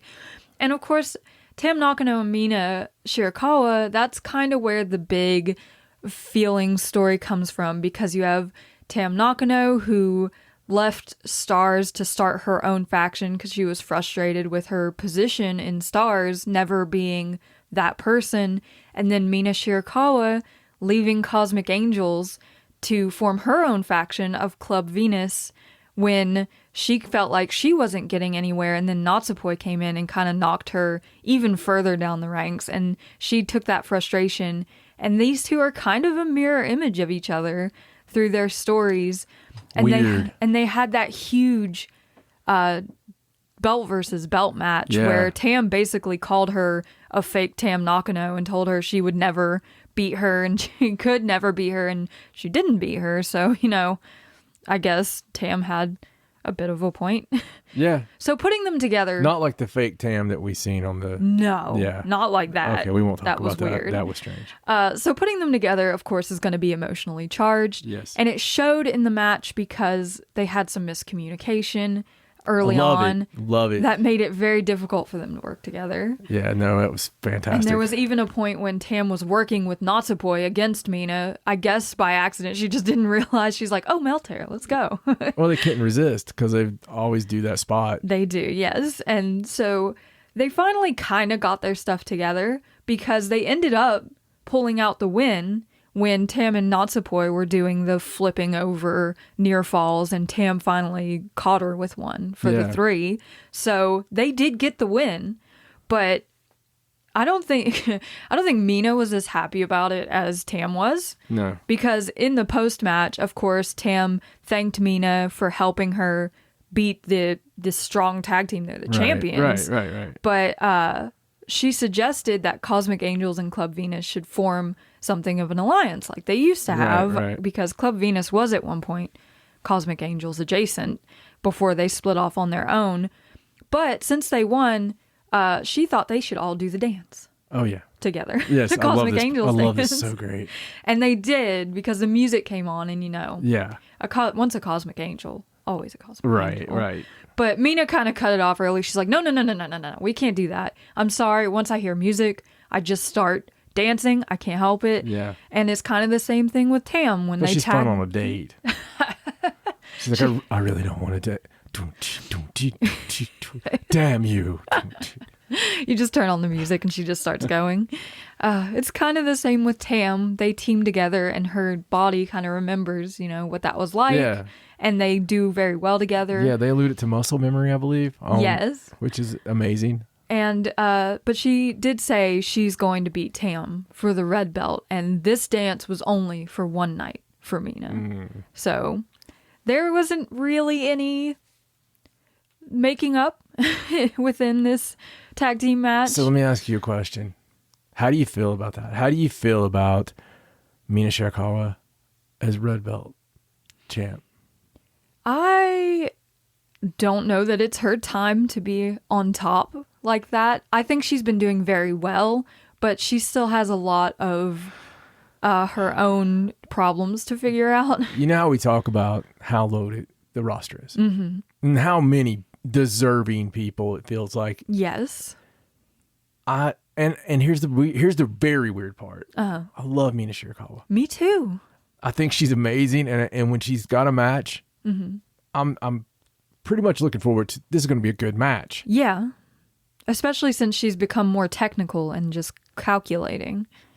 I just don't feel her as the red belt champ. No, we were really excited when she had the white belt before she lost it to Tam. Yeah, in that double belt match. Even though with the whole meaning behind the white belt, it doesn't exactly feel right. Right. But, if she had one, it should be red. It should be the main belt, like blah, blah, blah. Maybe in a few years. Not the emotional belt, but I don't know, man. I'm just not feeling it. I'm just not feeling it. I don't think she has, I think Tam's right. I don't think she has what it takes to beat Tam. Well, she hasn't proven that so far. So yeah, we'll have to see if she can eventually get there.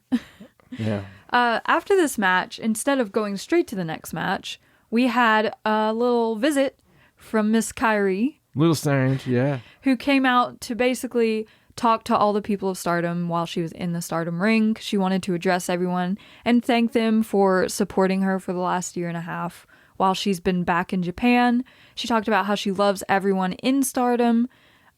She said that every wrestler has a beginning and an end, and she's off on her final voyage. So she hopes everyone will continue to show her the same support as she embarks, I suppose, on this voyage. I mean, we don't know that it's WWE, right?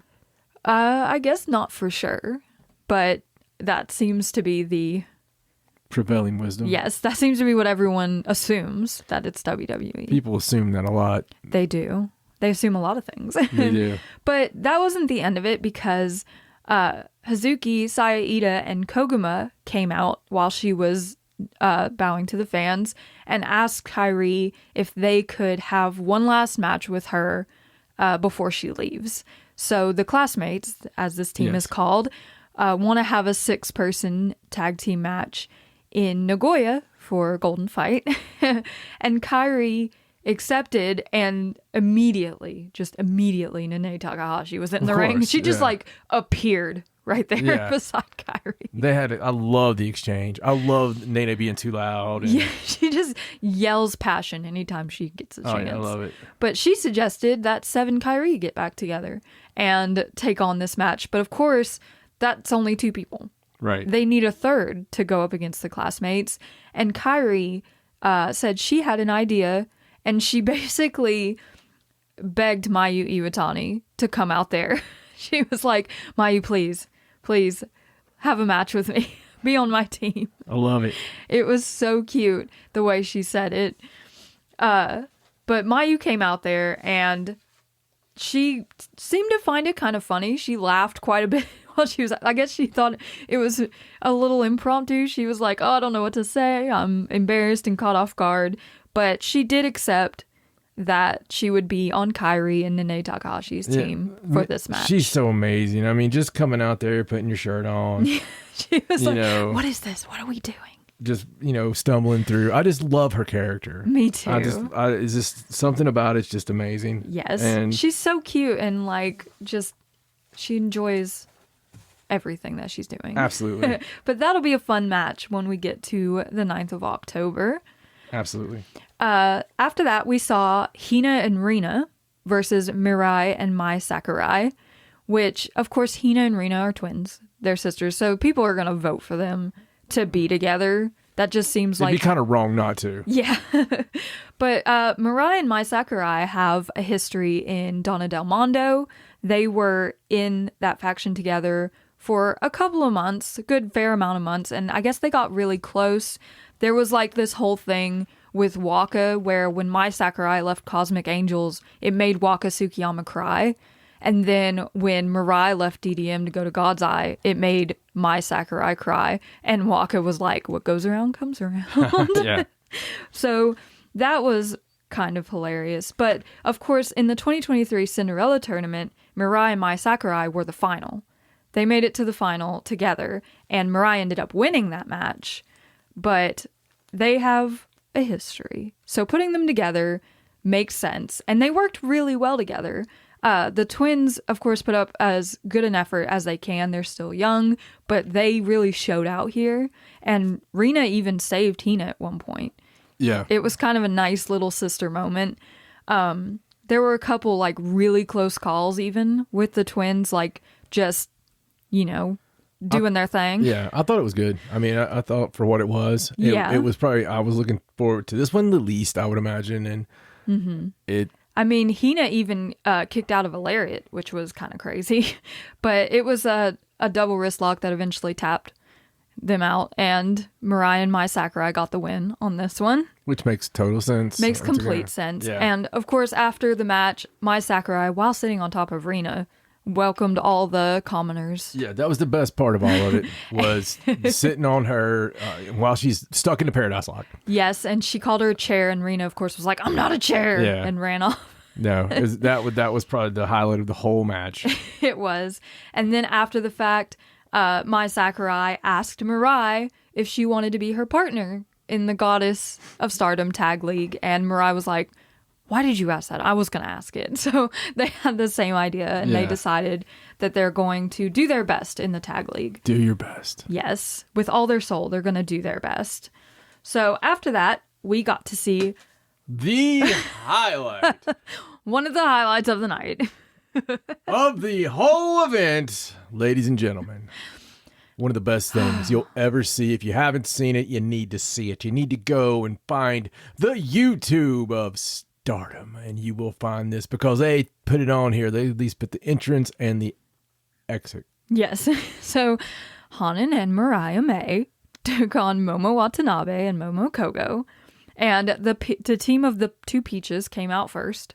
But then Hanan and Mariah May came out wearing each other's gear, dressed as each other with each other's hairstyles and everything. It was so funny. They were doing each other's stuff. Like Hanan was doing the sexy act and Mariah May was trying to be all cute. It was so funny. It was amazing. And Mariah put over, had wonderful facials about being shocked that Hanan was, doing the sexy thing. And yes, I love it. It was really, really great. But when we got to action, yes, the best part, my favorite part, I just got to talk about this. Poor Momo Watanabe. So she comes out and all this cuteness is happening, all this, funniness. Oh, hey, look, the Peaches, and oh, they're wearing each other's gear, and oh, hey, everybody's buddies. Nope. She went a couple minutes. She gave it a chance. And she's like, F this stuff. She was over it, man. She's like, read it and weep, bitches. Read it and mother effing weep.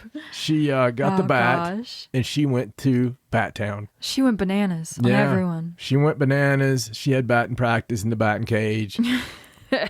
with the batarang. Yes, and this match got thrown out as a disqualification. The best DQ you'll ever see. It was hilarious. It was from great. Start to finish. And after the match, Momo was she was calling it a load of crap. She's like, what the heck was that? What are we even doing here? She told Momo Kogo she was 100 years too old to be teaming with her. Yeah. Like, she was brutal, man. But she did throw out the challenge for the white belt against Mirai after this match because she doesn't like Mirai. She called her a shady honor student. She was like, I don't like you and I want to see you cry. I freaking love her. Okay, so when I was in high school, I had this tendency to make friends with these redneck girls that were anti-establishment, probably wearing a jeans jacket. They smelled like cigarette smoke because they just smoked in the bathroom, and all the other girls were scared of them. Right. But somehow they would always like befriend me. Okay. Yeah. That I don't know how that was my friend, but I can think of like 5 different girls. Yeah. That throughout my time, that was always my buddy.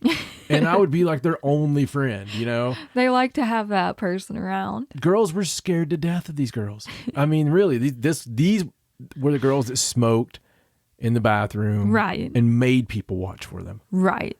And, you know, like you didn't mess with them. Yeah. And these girls, and usually they're wrestling fans and stuff. So I know how it happened, but the fact that it happened, when I was watching this match,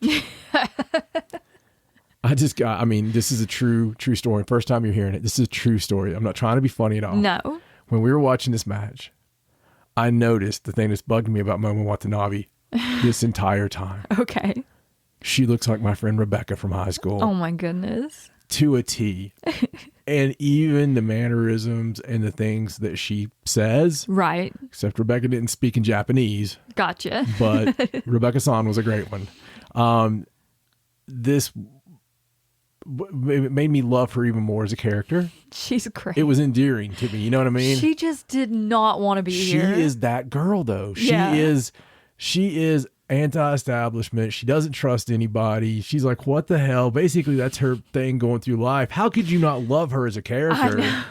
Because she's just like, these bitches are... Why am I here? All they're doing is putting on Cinderella dresses and freaking running around with sparkles. Yes. I'm here to try doing makeovers. What is happening? I'm trying to beat some people up. You know, I love it. Why aren't you taking this seriously? Right, exactly. She's the Monty Python of the whole thing. She's like, we're not taking this serious enough. Yeah, you literally put us together because our name was the same. Yeah, that's why they voted for them. Yeah. They got the peachy star and the black peach together. Good for them. Wow. So after that, we had another, one of those big story matches with Hazuki and Natsuko Tora taking on Nene Takahashi and Ruaka. And Nene Takahashi has kind of been like on Ruaka since their passion injection match at New Blood 8 a few months ago. And I guess she has an investment in Ruaka. Because there wasn't enough injection of passion, obviously. Obviously not. It just bounced right off It just bounced right off him. But of course, there's a lot of history between Hazuki and Natsuko Tora, who were in Oedo Tai together for most of 2019. Right. Which is right before Hazuki left for a while. They tagged together quite a lot. They were a regular tag team, so they know each other really well. And then when Hazuki announced her retirement, had her retirement match, it was against Natsuko Tora. And of course, that was the same year when Bushiroad took over and a bunch of Oedo Tai was ousted out and Natsuko Tora got that leadership role. That all happened after that, and she lost one of her best friends, we have to assume, because they were very close, and this was their chance to get back together and get the band back together and do it all over again. You saw it all over her face. Yes, you could tell that they were both very emotional, but it's like they never missed a step. Yeah. Basically.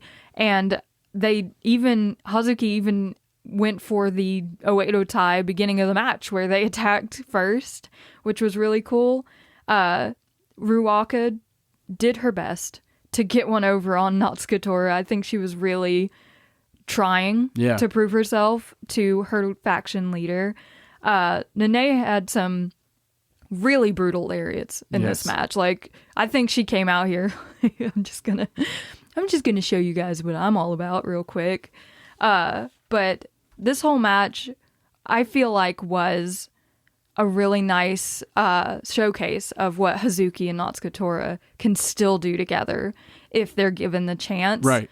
But it ended up with Hazuki and Natsuko Tora blowing the red mist on their opponents and getting the win, which was beautiful. It just made sense. Very much nice touch. But there was no like post-match in this, no talking, nothing. There was just this really nice moment where Hazuki was still in the ring and Tora was walking out and she stopped and looked back at her, kind of acknowledging, like... I think that spoke more than they could ever do in the ring. Absolutely. In the ring, it would have been silly. Yeah. But it was so nice. So much can't be said. No, I'm serious. So much can't be said about the situation that led to them being apart. Yeah. Absolutely. That says everything. Yeah. And it makes me sad because I don't think Tora sees them being a team ever again, but you never know. Yeah. I mean, it's wrestling, man. It could happen. Yeah. So after that, we moved on to Julia and Suzu Suzuki versus Maika and Utami Hayashishita. And of course, Julia and Suzu have a lot of really deep history between them, going all the way back to when they were both rookies and they were rooming together. And if you listen to Julia talk about their time together, she talks about how when she left, she didn't tell anybody, not even Suzu. She just saw her off in the morning like she always did when they were rushing around getting ready. And she said their normal goodbyes. And then she wanted to see her face one more time, but she couldn't stand the thought of telling her she was leaving because she didn't want Suzu to talk her out of it. And she probably could have. So they have that sort of Suzu angry at her for doing that, and they had that whole feud between Prominence and DDM, and it's just all kind of led up to this almost reconciliation of a very long friendship, which is a beautiful story. And Utami and Maika just make sense together. Yeah. They did the whole alcohol trading thing, and they're cool. They're just both cool. They make way too much sense together, actually. They do. They look like a tag team. Yeah, they do. There was a lot of Suzu and Maika and Julia and Utami kind of pairing off before everything just sort of broke down and people were like grabbing tables and chairs. Like they were just I mean, the way they showed up. Yeah, they showed up with weapons. Yeah, they showed up with a table and a chair. Oh, it was so good. But they ended up using those tables with pile drivers. Double pile drivers through the tables. And it was brutal. The whole match was brutal. Yeah. It was absolutely I think Julia and Maika, this was almost them continuing their match from the night before. And I feel like Utami was just kind of there. She got dragged into this whole story between the three of them. But it ended up hitting the time limit, this match. They were still going at it when the time limit hit. Julia and Maika were still at each other's throats, but they eventually calmed down, all of them. And as they were going through their post-match thing where they were asking Julia for her answer about the artist belts, which she accepted, of course, because it's Julia. She's not going to turn down a match for the artist belts. They were attacked. Suzu Suzuki and Julia were attacked by Risa Sera and Kurumi Hiragi, who announced their entrance into the Goddess of Stardom Tag League. And Risa said some things to Suzu, she was like, they got along once, but from now on, Prominence is an enemy to her. Yeah. Her past faction is no longer her friend. Right. So she can't count on them. Maika came in for the save, and after they left, Julia was like, what is wrong with your senpai? There's something... Is everything okay? But, I mean... Yeah, it was weird. I was surprised about Suzuki being attacked. Yes, it was. As part of that. But I liked it. I mean, the match was great.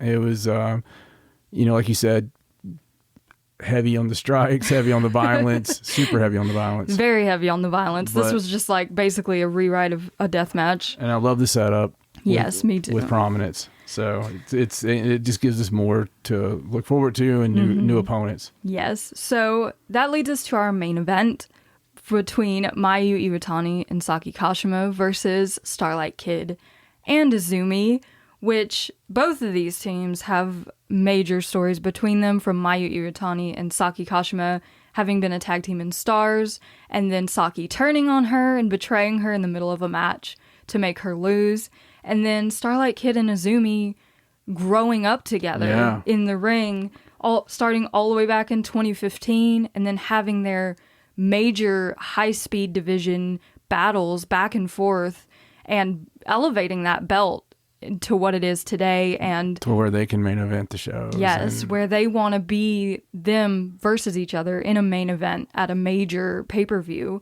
But they got to main event tonight as a tag team, which they were very happy about. And this match was just...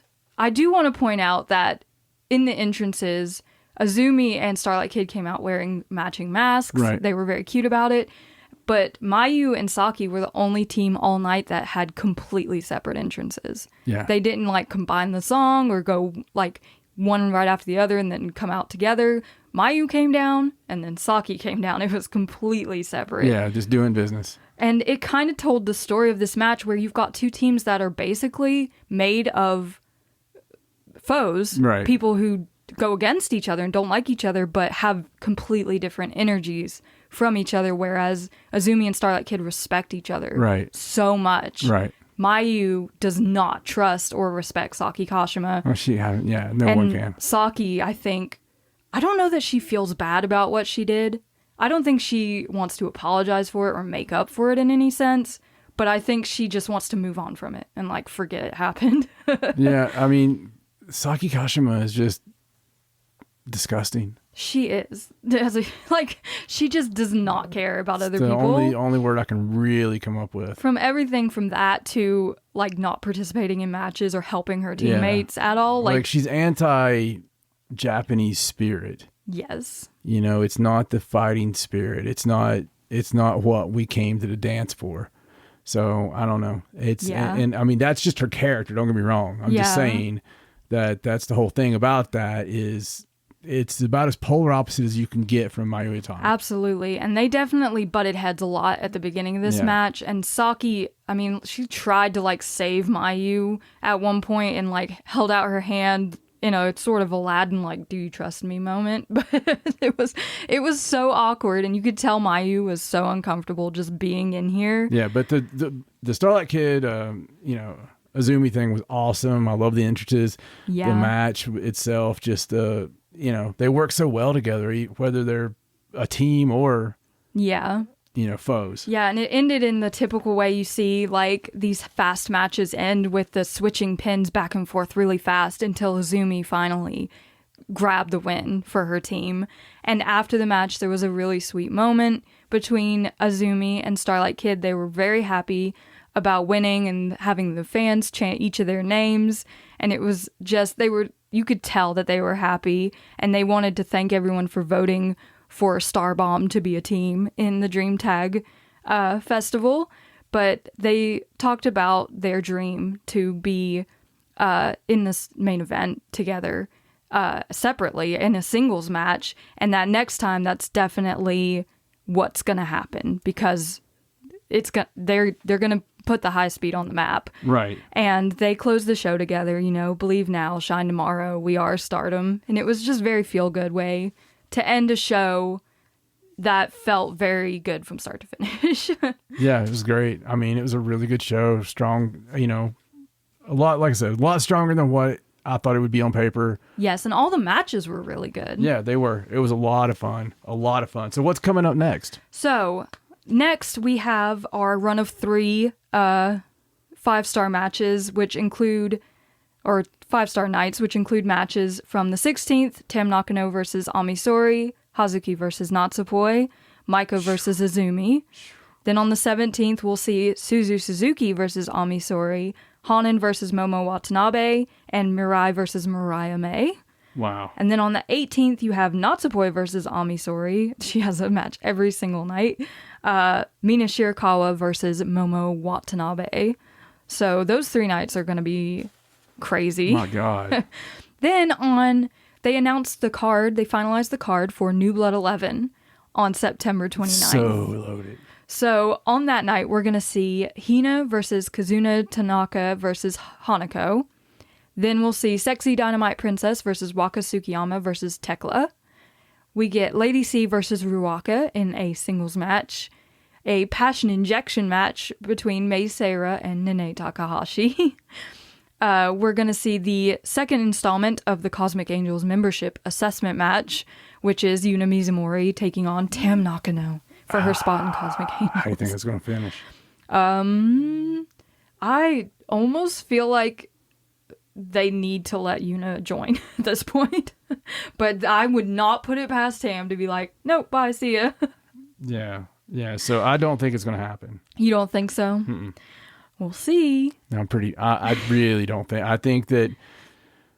Oh, well, here's the thing. Okay, so she can't beat Tam. No, I don't think she's going to win. Absolutely not. I think that it goes a way that, a lot of people are not expecting. I don't think she doesn't join, and then she swears revenge against the Cosmic Angels. Yeah, it's going to be. I think she goes away to tie. That would be so cool. I'd love to see her go dark. Yeah, I would too. She would be so interesting. All the ass kissing she's done. Yeah. If she just completely just went dark, because she's got the size. Yeah. She would fit. Yeah. She could go in and just wear the clothes and and just swear that she's gonna beat Cosmic Angels and tear it apart. And that would just give them another good worker. I mean, I agree. Yeah. And then we'll see the Future of Stardom title match between Rina and Asuza Inaba. And the main event of New Blood 11 is the New Blood Tag Team title 3-way match where Starlight Kid and Karma are defending their titles against Hanan and Saya Ida and Miyu Amasaki and Azumi. So that's going to be fire. Oh, yeah, absolutely. A lot of fast movement in that match.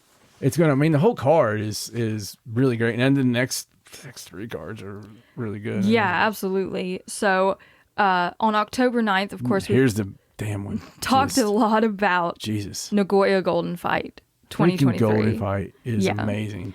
So the card for Golden Fight starts with a gauntlet tag match where Lady C and Miyu Amasaki versus Starlight Kid and Ruaka versus Hanan and Amisori versus Waka Tsukiyama and Yuna Mizumori. So a normal way to open a big Stardom card. Absolutely. We have the UWF rules match between Shiri and Mina Shirakawa. The high-speed championship match between Saki Kashima and Mei Seira. Yes. Where we're going to get a new champion, hopefully. The Artist of Stardom championship match where Julia, Mai Sakurai, and Tekla will take on Maika, Suzu Suzuki, and Megan Bain. New champions. Maybe, yeah. The Goddess of Stardom championship match where Natsupoi and Saori Ano will take on Utami Hayashishita and Azumi. Mm-hmm. The Kairi send-off match, Kairi, Mayu Iwatani, and Nene Takahashi versus Hazuki, Saya Ida, and Koguma. Yes. The Wonder of Stardom title match, Mirai versus Momo Watanabe. And the World of Stardom championship match where Tam Nakano will take on Natsuka Tora. How amazing is that card? It's so good. I cannot wait. It's nuts. That one honestly is, we've had a lot of pay-per-views. Mm-hmm. That one hits hard. It does. There's a lot of good stuff on that card. Yeah, I think there's going to be at least one title change during this, if not more. Yeah. And there's so many questions, coming up to be answered, like in so many different facets. It's a very exciting time. It's very interesting. Yeah. And then we had the announcement of the teams in the Goddess of Stardom Tag League for this year. Yes. So we will do a full preview on this, but we're going to run through these teams. We have 16 teams this year. It starts on the 15th of October and ends on the 12th of November. So a good month of tag team matches there. In the Red Goddess block, we have Julia and Tekla, Mafia Bella, Hazuki and Koguma, FWC. You didn't think I was going to do it. So you thought you got away. Try to speed past my Bella. My bad. Shiri and Saki Kashima, Utami Hayashishita and Lady C, Risa Sera and Kurumi Hiragi, Mina Shirakawa and Waka Tsukiyama, Natsuka Tora and Starlight Kid, and Suzu Suzuki and Mei Seira. So that's the Red Goddess block. Then in the Blue Goddess block, we have Micah and Megan Bain, Mayu Iwatani and Hanan, Saya Ida and Hanako, Mirai and Mai Sakurai, Tam Nakano and Natsupoi, Meltear, Azumi and Miyu Amasaki, the O2 line, Momo Watanabe and Ruaka, and Ami Sori and Yuna Mizumori. So, any quick right off the bat? Oh gosh, oh man, I was not prepared for this. Red block, I'm gonna say Natsuka Tora and Starlight Kid. I don't know. That's the first one I pulled out. So, Shiri and Saki Kashima is one of my two teams in that block. That's a good pick. And Suzu and Mei. Oh man, I hope Suzu and Mei do well. So that's the then in the other block, I've got Micah and Megan. And of course Meltear. You can never count Meltear out. No.